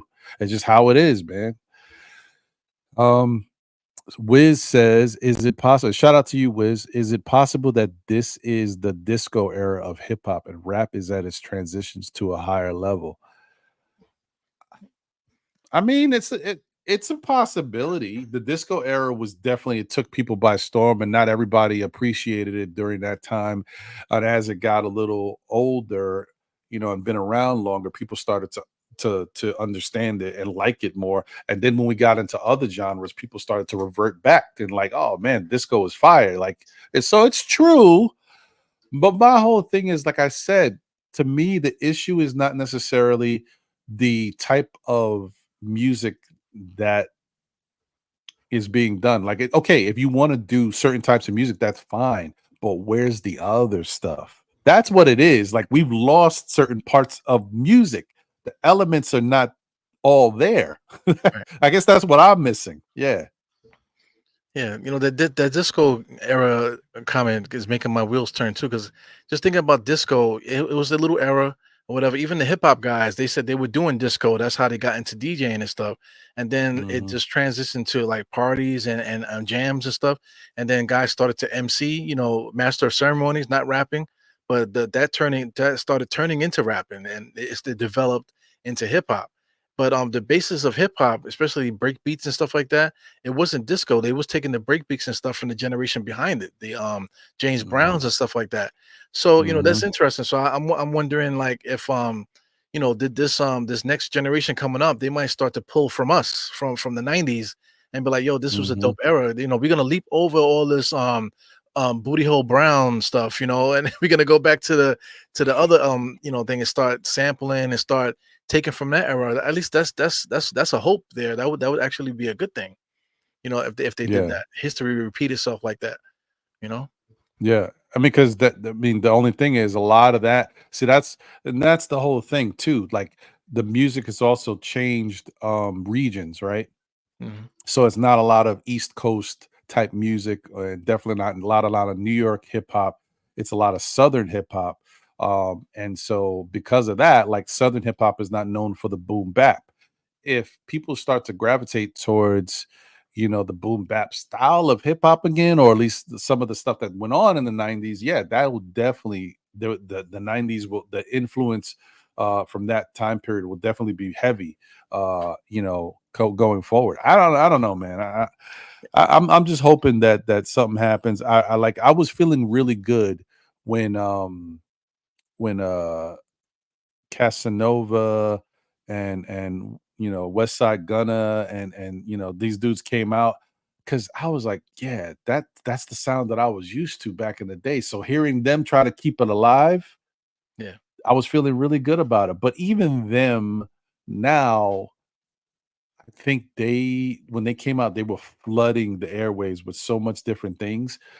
And now I think they've calmed down. And then, obviously we know what's happened with Casanova, not Casanova. Why do I keep saying Casanova? It's not Casanova. It's West Side Gunna, Benny the Butcher, and what's the other ones? Yeah, The the other whole twin. Griselda crew down there. Yeah, The whole Griselda crew. Yeah, yeah, Yeah, yeah. Sorry. Yeah. Buffalo hip hop. Yep. Yeah, yeah, yeah. So, like, but they were helping to keep it alive. And then there was a couple of other, like, underground, people that were trying to kind of follow in their footsteps and try to see where it was Conway. Yeah. Yeah, Conway is who I was thinking of, not Casanova. I'm thinking of Casanova. Um, yeah, so it's like one of those things. Like, I don't know, man. And that's what happened too. Like, what happened to groups? Is there a hip hop group? Like, what happened to groups? Yeah, there's no more groups. No more. Like, what happened? I keep bringing up Grandmaster Caz. So anybody that never heard of Grandmaster Caz, please go do your research with Grandmaster Caz. Routines. Remember routines? People don't do routines no more. Shout out to the Cold Crush. They used to do routines. Where they basically was almost singing, chanting, little routines and stuff. Just representing where they're from and their crew and stuff like that. People don't do that no more.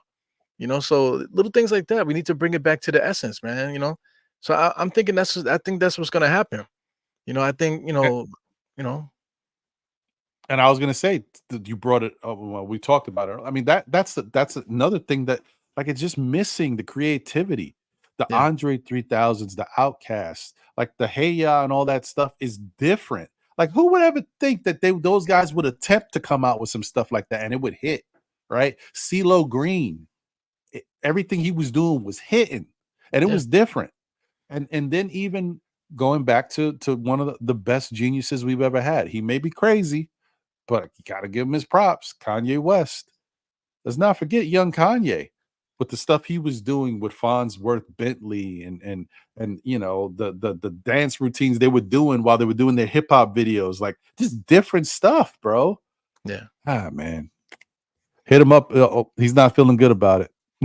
Yeah. He's not feeling good about it. Yeah, shout out to Organic Knicks. He's been saying a lot of cool stuff too, man, helping us out in the chat as Yeah, well. yeah. Love But Ninth Wonder. Yep. he mentioned the kids don't hang out anymore. That's a real thing. You know, you got No, kids that's that are 100%. yeah, you got kids that are like in their teens, right, and stuff, right? I got one. Yeah, he's 20. Yeah, I got a 20-year-old too, man. My 20-year-old is he's on to some other shit. He's on something. I just don't get it. I don't get it. You know, me and him are not really speaking right now, but just watching him just maneuver and stuff and how his friends interact and how they do stuff, it just makes me just bugs me out a little bit, you know. So, even how they interact with women is different. Like I see women spitting and cursing and stuff like it's just not the way that it used to be, it's just weird. Like I said, just like little cultural things like that. Not even just hip hop. Like a lot of little things are just not there anymore. Just even to bring it back to basketball, like guys are not in the park playing no more. Like the kids are they got trainers. Like in the summertime, man. I was taking my kids to the park, because my kids they're starting to get interested in basketball. So I showed them different things and stuff. So every time I took them to the park, there was a crew of people in there, putting the kids through clinics. So I mean, what happened to the days where like we used to do? We used to just go outside and be dribbling all day long. You know what I'm saying? Working on your moves and stuff like that. Not just working on the dribble, handoff, drop, power dribble, and I mean all these technical terms for something that's supposed to be free. A free flowing type of thing. Just like hip hop. All these different rules and you old OG and all this other stuff. But now hip hop is like it's supposed to be free. It's supposed to be a free Yeah. thing. So even with basketball, there's something missing. So it's weird. One thing I will say, It's, man, walking around the neighborhoods, I live in a mixed neighborhood, all kind of races and stuff. You know who I'm seeing out there dribbling basketballs now, like doing what hmm, we used to do? The freaking hmm. like immigrants from East Asia, the freaking Pakistanis I knew and you. I knew you. I knew you were gonna say that. So I don't know why I even asked. I mean, incredible, man, incredible. I'm standing out there. yeah. I was going to the I had ordered something on Grubhub. I ordered pizza, so I'm outside waiting for it to say it was ready. So as I'm hearing the basketball dribble. So when you hear basketball dribble, you love basketball. So I'm looking to see where it's coming from, right? So this kid is coming down the block. He has on like a freaking like ratty like flip flops that you would see like an Indian person wearing in a movie. He's coming down the block Hmm. with that thing on, and he's doing Iverson crossovers back and forth, and nonstop through his legs and doing all this other stuff. And I'm looking at him. He got on glasses, and he just looks totally like ratty, but he's out there with the basketball doing stuff like how we used to do. And but Hmm. if you look in the park, you don't see us in the park no more. You don't see anybody in the park no more. That's true. It's just weird, man. I don't know, man. It kind of That's makes me true. sad almost, man. It makes me feel like a fossil, like people can Well, hear us talking this stuff and people are like, what are these guys talking about here? These old guys. But yeah. yeah, But you make a good point, Eru, and you guys in the chat too. Like it's the culture shift. All of this stuff has changed. Like everything works together to make it what it is. Whether it's working well together or it's not working well, if it's detracting from what it used to be. Like in people like Organic Fanatics said, girls plays a big part. Like the boys, the young pups these days, they're trying to get the girls. But we was always right doing that. But it's different because now status is more important, and what mattered before, like when you were young trying to talk to a girl, you talked to a girl, and if you looked okay and and whatever, she'd get with you, you guys could chill or whatever. Nowadays it's about, well, what more can you do than the other person, you know what I mean? Like, and that's not all on all females, it's also on what they're getting used to too, because that's what they're seeing from the people that they see on TV. They're like, look, if you're going to get with somebody, that person has to be able to take care of you and support you and do all these different things. And there's nothing wrong with that. I think that the problem that's happening is that's fine to think that way and to grow to when you get to, like, when I'm an adult woman or whatever, or I want to be in a situation where I'm comfortable, and my husband or significant other is comfortable as well, right? but they're coming with this idea and this mindset from so young, and like the young girls are coming with that same, and it's making everything change. Like the priority guys used to just go out there and be able to have fun playing sports, and that would be fun. But now with social media and all these other things and all this pressure that's put on not only the females but on the males, and it just everything is just so different now. It's turned this whole world into a cluster of crap, in my opinion. Yeah. You just can't have fun anymore the way it used to be. There's just so much going on, man. So much going on. Yeah. Let me just put this up. And this will probably be the last thing because we've been rocking for a minute, y'all. Hit him Yeah. up, asks who are y'all top 5 MCs? Hit him up, says his are Pac, Big, Nas, Jay-Z, and Jadakiss. That's a good list. Pac, Big, Nas, Jay-Z, and Jadakiss. Okay. And then so organic fanatics show says I'm not a fan of the top 5 topic, and I probably because he says just because there's so many dope MCs. Right, I understand that. He says, Yeah. but he loves Guru, Pun, De La Soul, Jada Fire too. Fire though. Yeah. Do you have a top 5 MCs? Not anymore. I stopped playing that game because it seems for the same reason. Because people are always going to talk about, hey, who's my top 5? And then they'll be like, let me think. Tupac. Everybody, oh yeah, Tupac.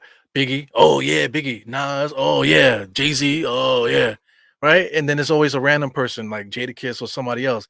But like if you don't say those 5, if you don't say at least those 4, people disregard your top 5.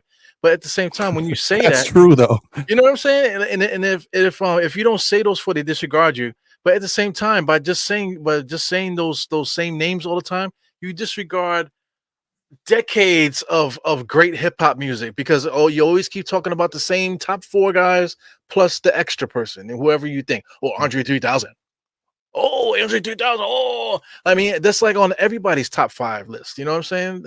People used to say Redman. They don't say Redman no more. You know, it's crazy a little bit. You know, KRS-One, people leave KRS-One out of it now. You know, so I mean, Mhm. my thing is now it's to the point now where the top 5 conversation out of all of these hip hop shows and stuff like that, they need to stop talking about it all the time. That's like the Mhm. Jordan and LeBron debate in basketball. Oh, who's better, LeBron James or Jordan?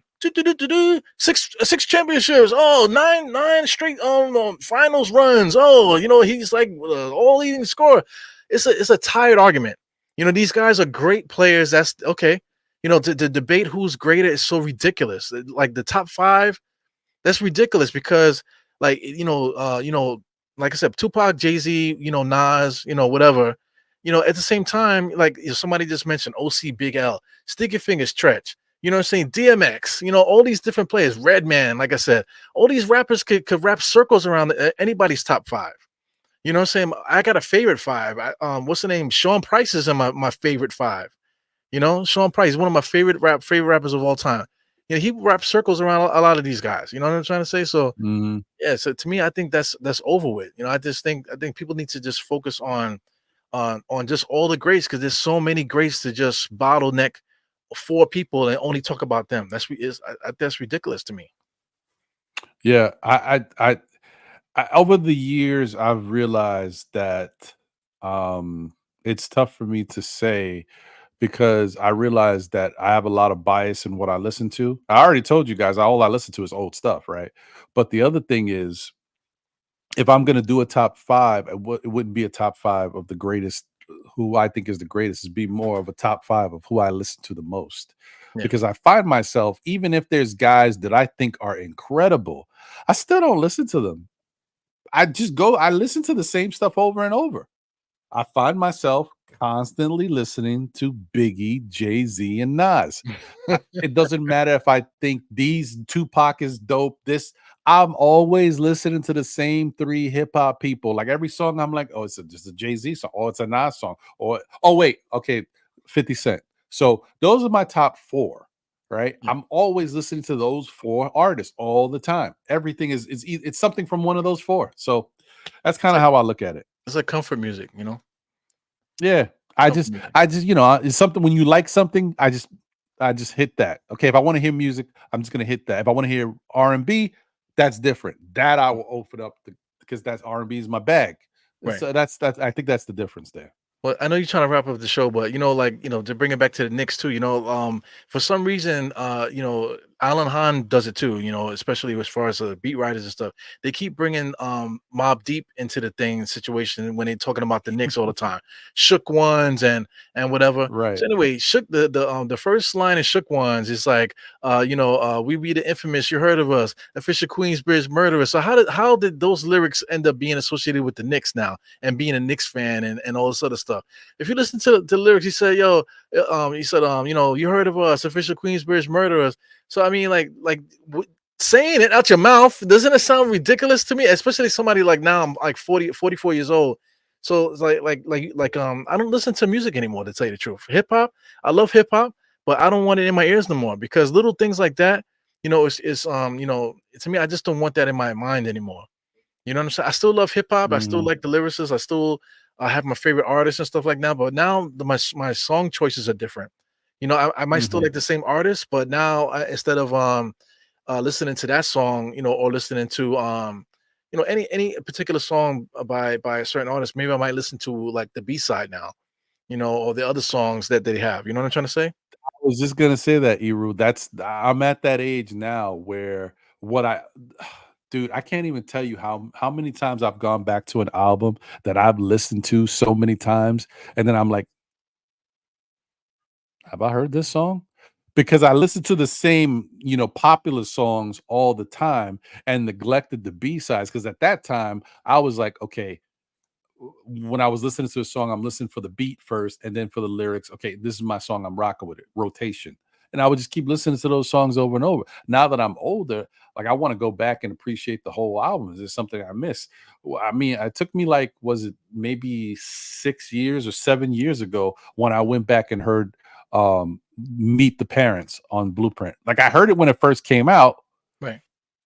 I wasn't really feeling it like that. Then I heard it again, like I said, 6 or 7 years ago. I'm like, yo, this song is fire. How did I let this one go? Like, it's just one of them things. Like your mind, your ears are in a Yeah. certain way, and you only listen to that. When you get a little older, you open up a little bit.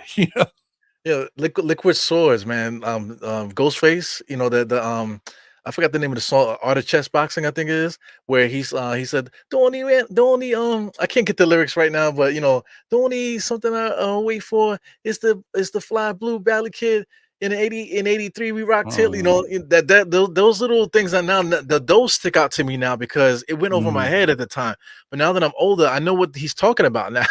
They said that too. mhm. They said, "Yo, you're gonna hear our lyrics now, but you're gonna look back at it later, and you're gonna be like, damn." And they were absolutely right, man. So yeah, man. So That's it's a true. good That's show, true. man. Because Me and you could talk forever, man. I know you're trying to wrap up the I'm show, telling but no, bro. That's yeah, why I love having this, and that's why I'm comfortable saying, we could just talk about some topics about hip hop and really break things down of our opinion and give some good conversation about it because we love hip hop. And yeah, I know that you love hip hop even more than I love hip hop. I'm like a secondary hip hop connoisseur. You know what I mean? My first love is R&B. I make no yeah, qualms about it. That's how I am. But like Eru, that he loves hip, like he be knowing about underground artists that I have no clue about. Like he be tapped in. So that's why these conversations are great, and I enjoy having you up here all the time, my brother. yeah. Appreciate you, No and doubt. hope to have you up here more. So we'll see. We'll see. I look forward to that if that's in the pipeline. Um Looking good doing it says facts. I barely listen to rap. Yeah, we're at a different point in life. It happens. He's like, I no longer search or keep up with how I used to 10 years ago. Facts. Mhm. Uh um Organic Fanatic says I'm a hip hop crackhead. Okay, I didn't know you loved it like that. He said check out Andy Maneo's Positive Hip Hop. He's dope. And the other thing too is I've been trying to get some positive hip hop dudes to come to the show. But it's very tough, guys. But I'm still gonna keep plugging away. But there's some Christian rappers that are really dope. There's some other stuff that I've heard that's really fire, but their fan base has already kind of grown. So sometimes it's just they got so many people hollering at them, they don't even see my message. So maybe Right. one day I'll sneak one in there and maybe we can get somebody up here. But I'm thinking about everybody. Yeah. Yeah, man. But hey, guys, I want to thank you guys for tuning in and rocking with us today. It's been 2 weeks, so haven't been able to chop it up about the NBA and talk this hip hop stuff in a little while. So I'm definitely happy to get this one on, out here and be able to talk with Eru about some really good stuff. Appreciate you as always, Eru. The knowledge that you have about hip hop and about the NBA game has been dope, man. We can really chop it up for for quite some time on these subjects, bro. Really dope. And thank you to the chat, guys. You guys have been great. And appreciate you guys coming in late too, looking good doing it. Organic Fanatics, man, you guys have been fantastic. Coming in with some information.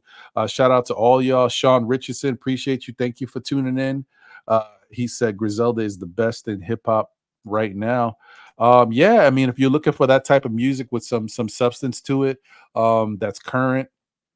Yeah, I mean, I can't argue with you. I mean, and if you're used to that style of rap, because I'm not gonna,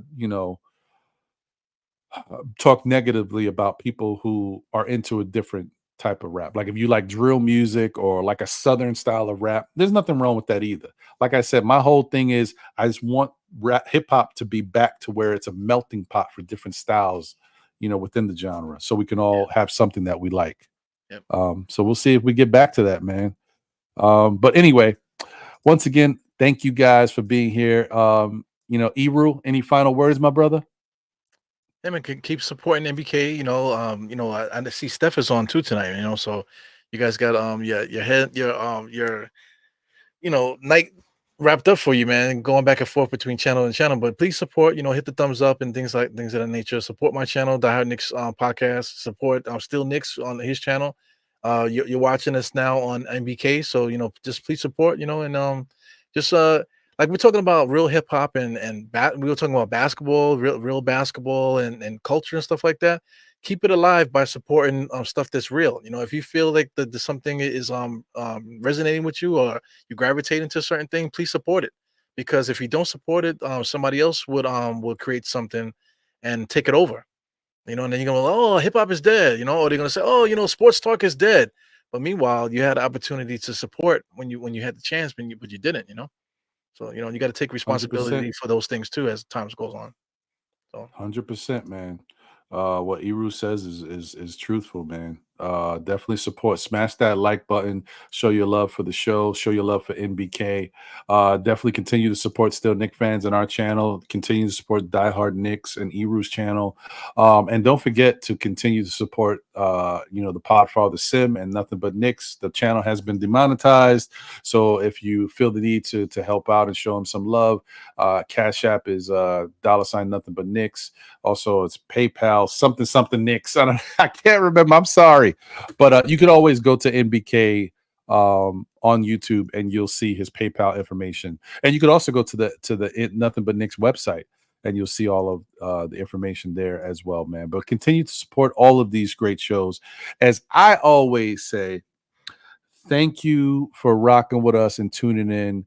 Tell a friend who tells a friend who tells another friend. Still Knicks fans, we'll be back again, whether it be on Thursday nights at 8:30 for the NBA wrap-up, Saturdays at 11:30 for Know the Ledge, or Mondays at 9 p.m. With myself, my guy John, and my brother Jose for SKF Weekly at 9 p.m. on Monday nights.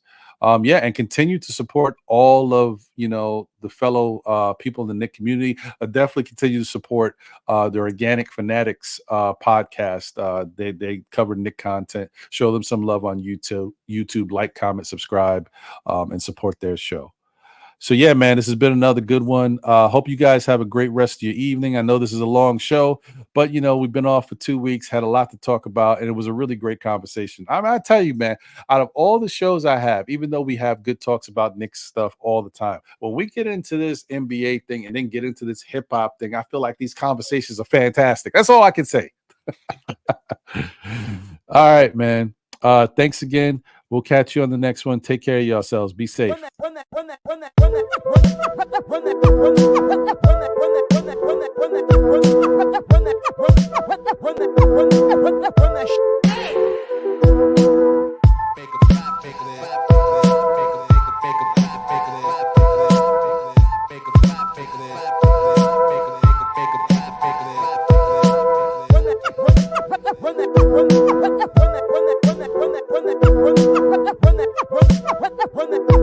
Run that